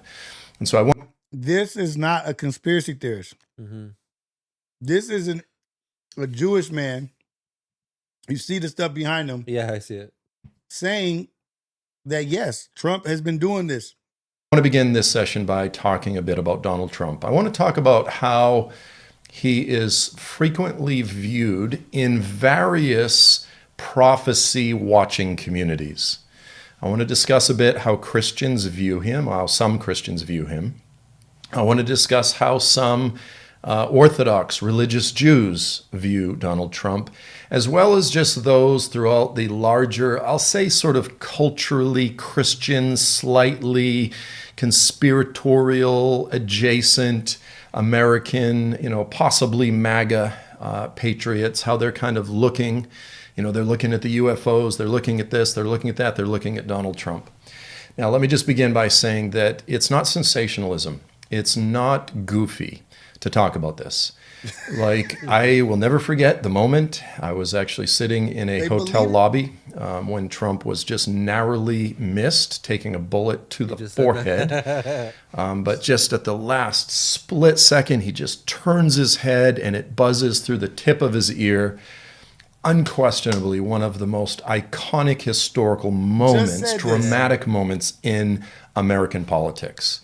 And then the showman that he is, he immediately gets up and says, fight, fight, fight, and, wins the election, sweeps the election, and gives us one of the most iconic, again, political photographs in the history of the United States. Like, no one will forget that. It's right up there with literally things like the World Trade Center bombings or the JFK assassination or the space shuttle blowing up, different things like this. Like, it's etched in all of our memories. And there's no denying. Let me just begin by saying that we're beginning with the premise that God is sovereign. God is in control of all things.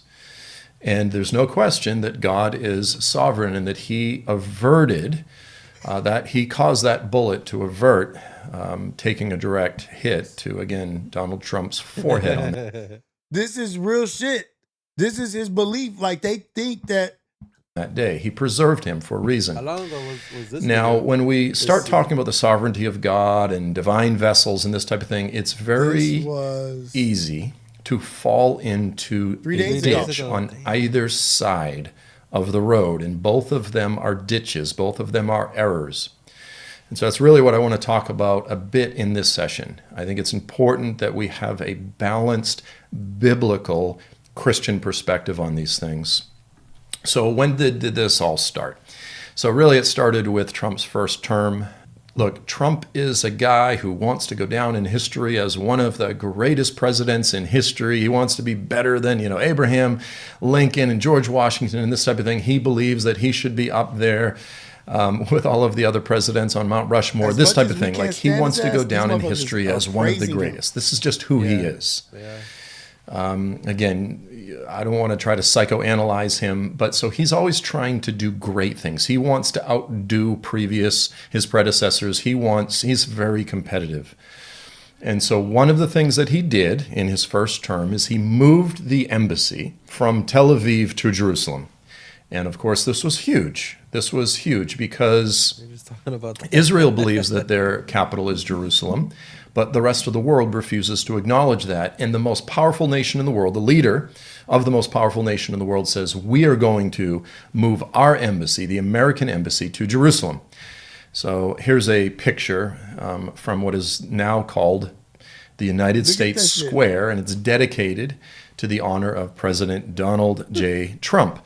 And then there on the front of the building is a plaque carved into Jerusalem limestone, the Embassy of the United States of America, President Donald J. Trump, Mike Pence, et cetera, et cetera. Now, let me just say something. It's kind of funny because this has been several years since this has become a thing, but now in all these tour groups, I mean, you're talking tens of thousands of American tour groups go to Jerusalem. They drive up to the United States Square, they get out of their buses, they go over and they take pictures next to this plaque. And what's funny about it is you have all of these people from Israel, Arabs, Jews, you name it, and they're like 10 feet away in line, standing outside of the embassy to go in for some official business. They got to get a visa, they get some paperwork, and you know what it's like when you go to the DMV. You're like, you don't want to be there. You're standing in line, you're frustrated, the bureaucracy, why don't they streamline this? And you're just like frustrated, and then you've got like 5 feet away all of these like annoying American tourists that are lining up to take pictures next to this plaque, and just the juxtaposition of the two realities is pretty humorous. But that's when it all started.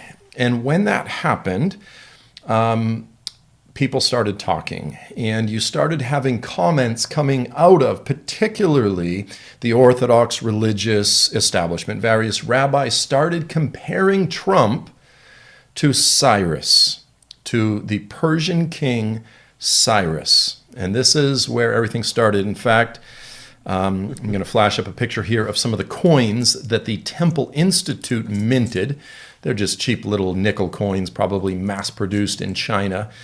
And they started selling them. I think they were $50 or $100, and tens of thousands of Americans were buying these as these commemorative coins to commemorate moving the American embassy to Jerusalem. And also, the coin was minted in the hopes that President Trump would be an instrument that would ultimately lead to the temple being rebuilt. Again, this was minted by the Temple Institute. So when this happened, in the world of conspiracy theories, in the world of YouTube and social media, and the American prophecy / conspiracy theory world, it blew up. And people are looking at these coins saying, what does this mean? If the Jews see him this way, what does it mean? And this type of thing. What happens is American Christians, in particular, as well as just the conspiracy theory, general Christian, culturally Christian adjacent world, we have our own vocabulary. And so when we say certain words, they mean certain things. But when a Jew says those exact same words, sometimes they mean the same thing, sometimes they don't. And so a classic example of this is, I'm going to play the short clip back. In 1990, Gulf War I, I was just getting out of high school, and George H.W. Bush, George Sr., he made the speech in which he referenced the New World Order. If you've been around long enough, you remember this.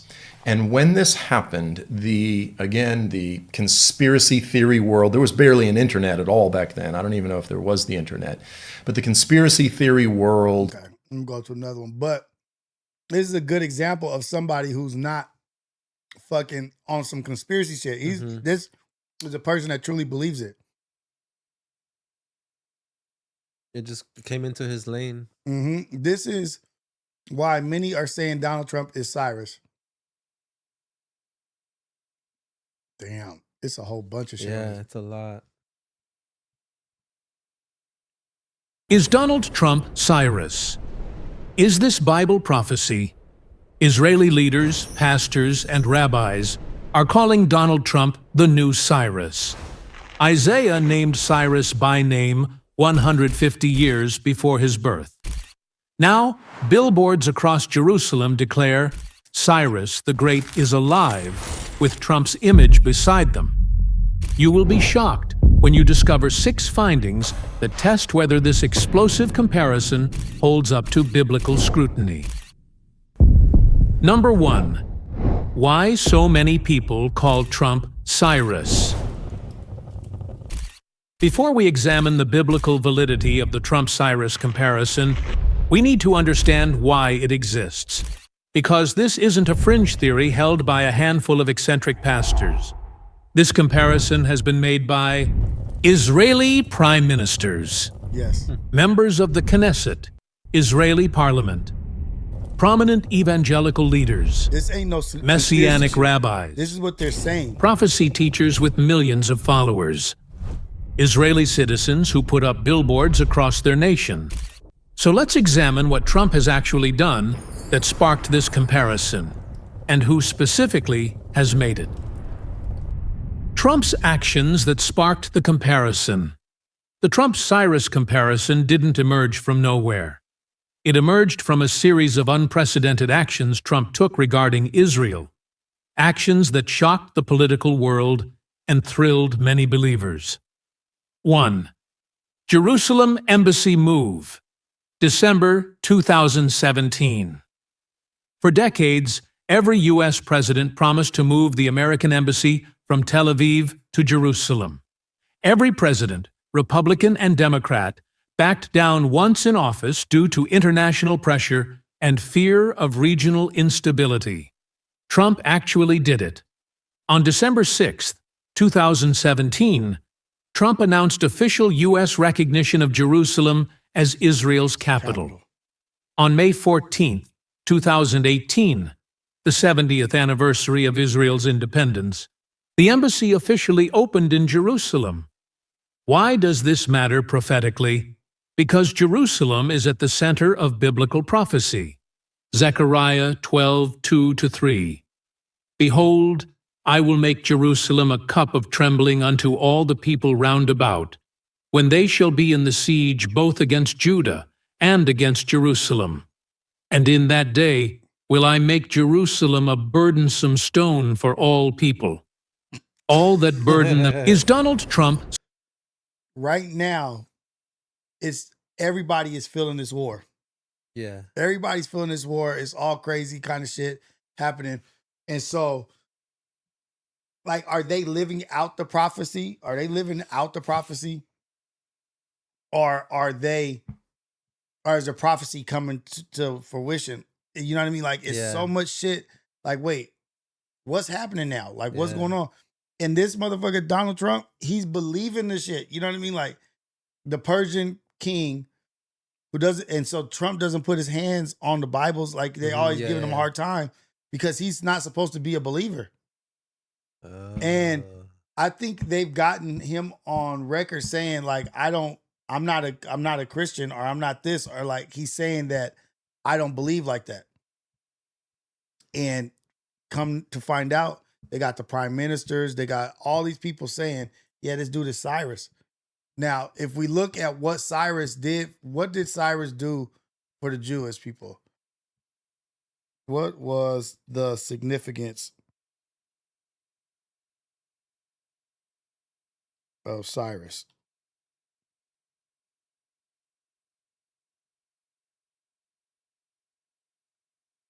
Cyrus to Jews.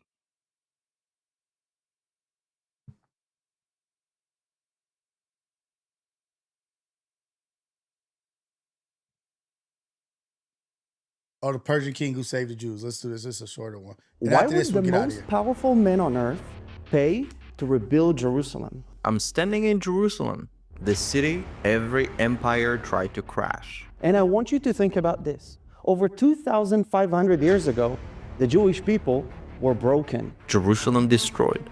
The first temple burned to the ground by Babylon. The people dragged into exile. No army, no king, no independence. It looked over. And then came Cyrus the Great.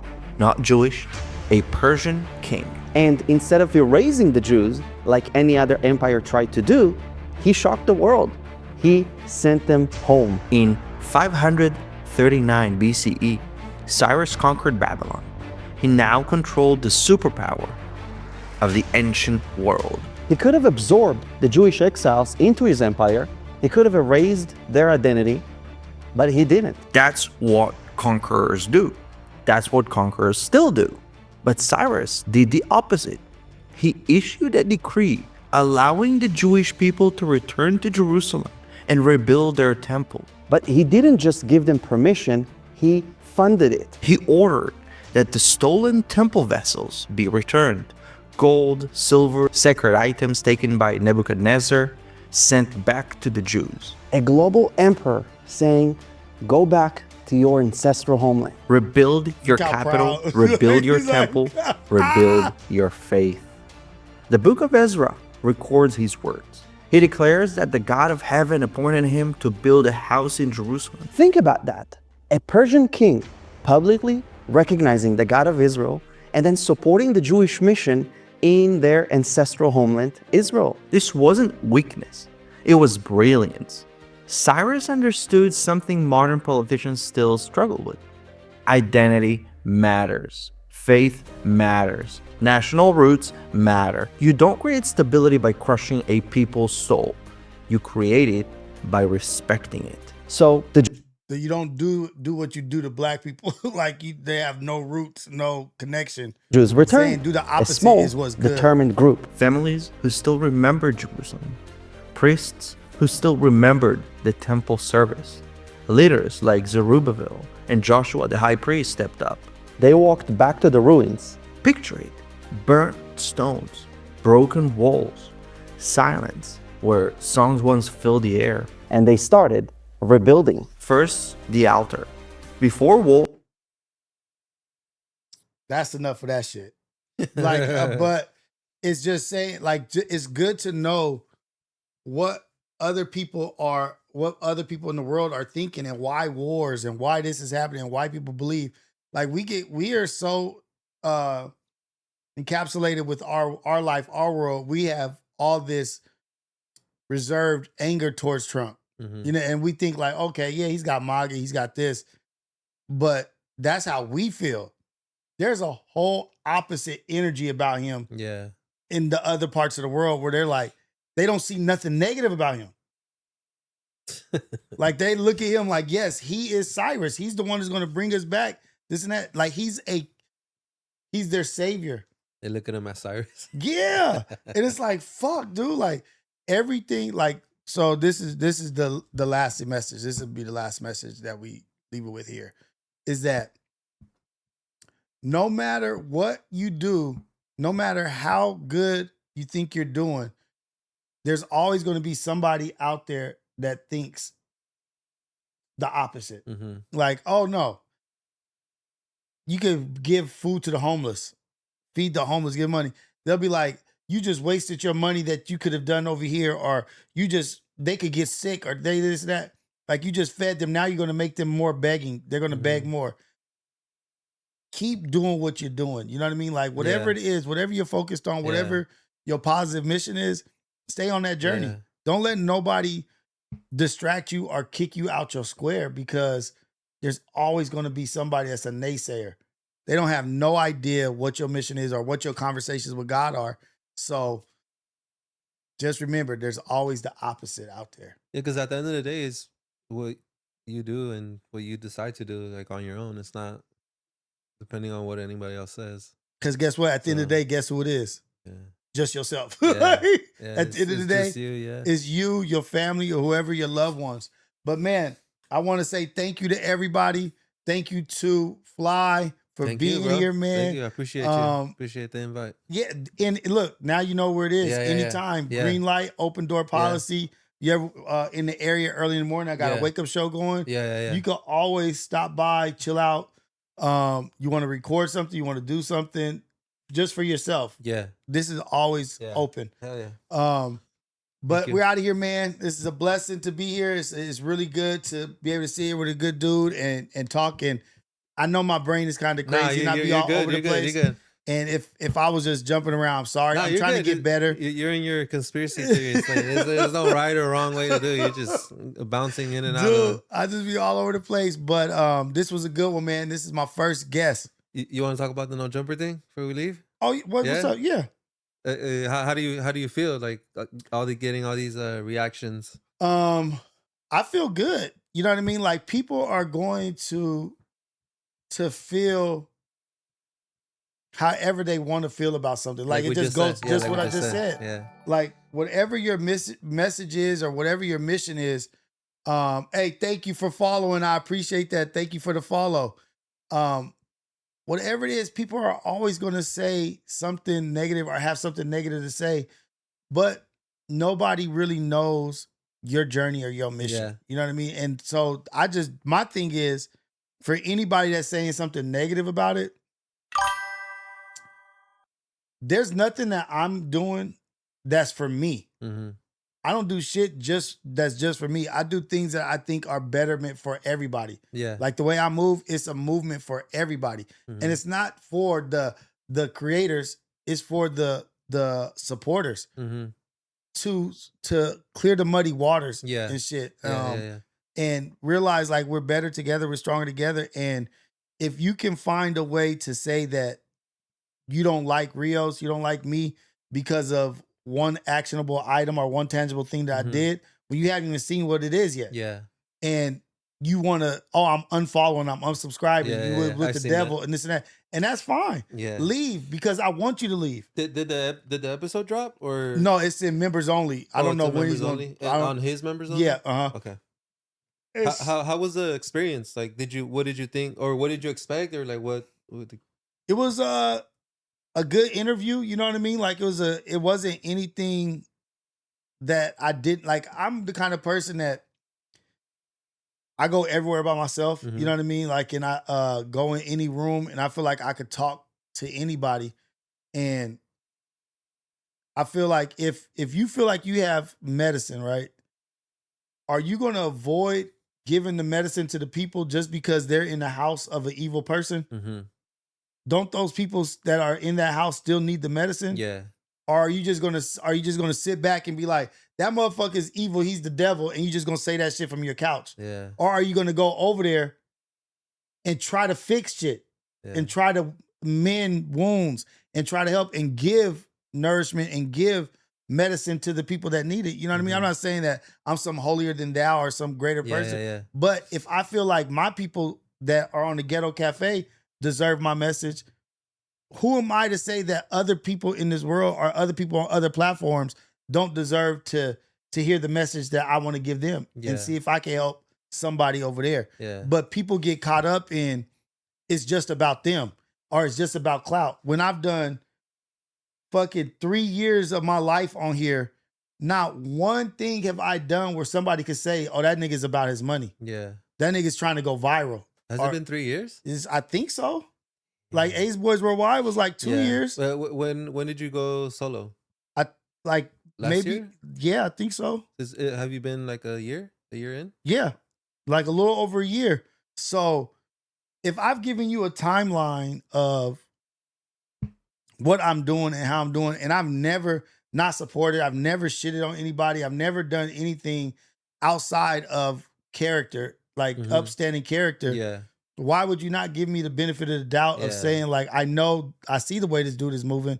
He's not going to move in any kind of whack way that's not going to be a way that puts his family in a good light. Yeah. You know, and then the other thing is people like, oh, you said you would never go over there. I was just about to say that. You would never do that. But the thing is, motherfucker, I also said I would never get married. Yeah. I also said I would never do this. I would never stop gangbanging. I would never do this. I had all these things.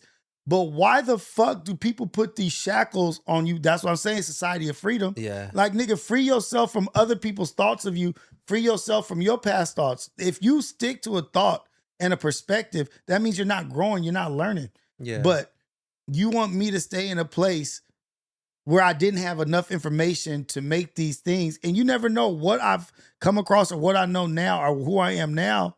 I want to continue to have a different perspective. Yeah. I want to continue to grow, but motherfuckers want me to stay in a hateful place. I think because it caused disruption, and also you went over there and had some dialogue with them. But I like, you know, other people from No Jumper come on, you know, other platforms over here. You know, they go to BOF, they go to Apollo. Every single one of them. So it's like, you know, it's not far-fetched. I think it was just like caught everyone off guard that, you know, that you were actually there sitting right in front of them. I think it was that it was me.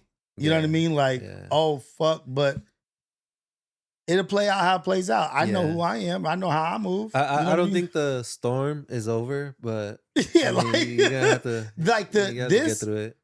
In my life, this ain't shit. Yeah, it's just, yeah. Like motherfucker telling you. You end stream, it ends here, and then you go back. Go back. Like, life, I've been through fucking hell. Yeah. Like a motherfucker being mad about sitting down on the couch and talking. Mad about talking to somebody. Yeah. That's what you mad about? Yeah. Motherfucker, it's all kinds of shit I've been through. All kinds of shit going on in this world where I could look at you and be like, you are a fucking idiot. What do the boys think? Fred and I'm gonna let them share their on because on Tuesday, but they were against it. You gave them the heads up. You're like, I definitely don't want to do anything and not give them a heads up because no matter what, it's going to be blowback. Yeah, and I don't want it to anything that I do to make it seem like this is your thoughts also. You know what I mean? Like, oh, anything I do, this their sign off. Yeah. Everything Rios does, Manny and Fred. No, it's not like that. They have their own opinions. They have their own thoughts. Yeah. And we talked about it and I discussed it. I would never not discuss something like that with them. You know what I mean? But out of respect for sure. But well, damn, yeah. I appreciate the invite for real. Yeah, for sure, man. Thank you for coming through. It's a family environment, man. You know what I mean? Like all positive, all blessings, like anything you need, we here. You know what I mean? Like, so now you know where it's at. Yeah, for real. Thank you. Yeah, man. I'm here now. Yeah. Let's go. All right, out of here. All right, everybody. You have a good one. Be blessed. We out. Shout out. Shout out, shout out. Shout out, shout out. There we go. Boom. Yeah, man. How often you do the art files? You do a bunch of shows actually. Well, I'm trying to get into my groove now. Like with my actual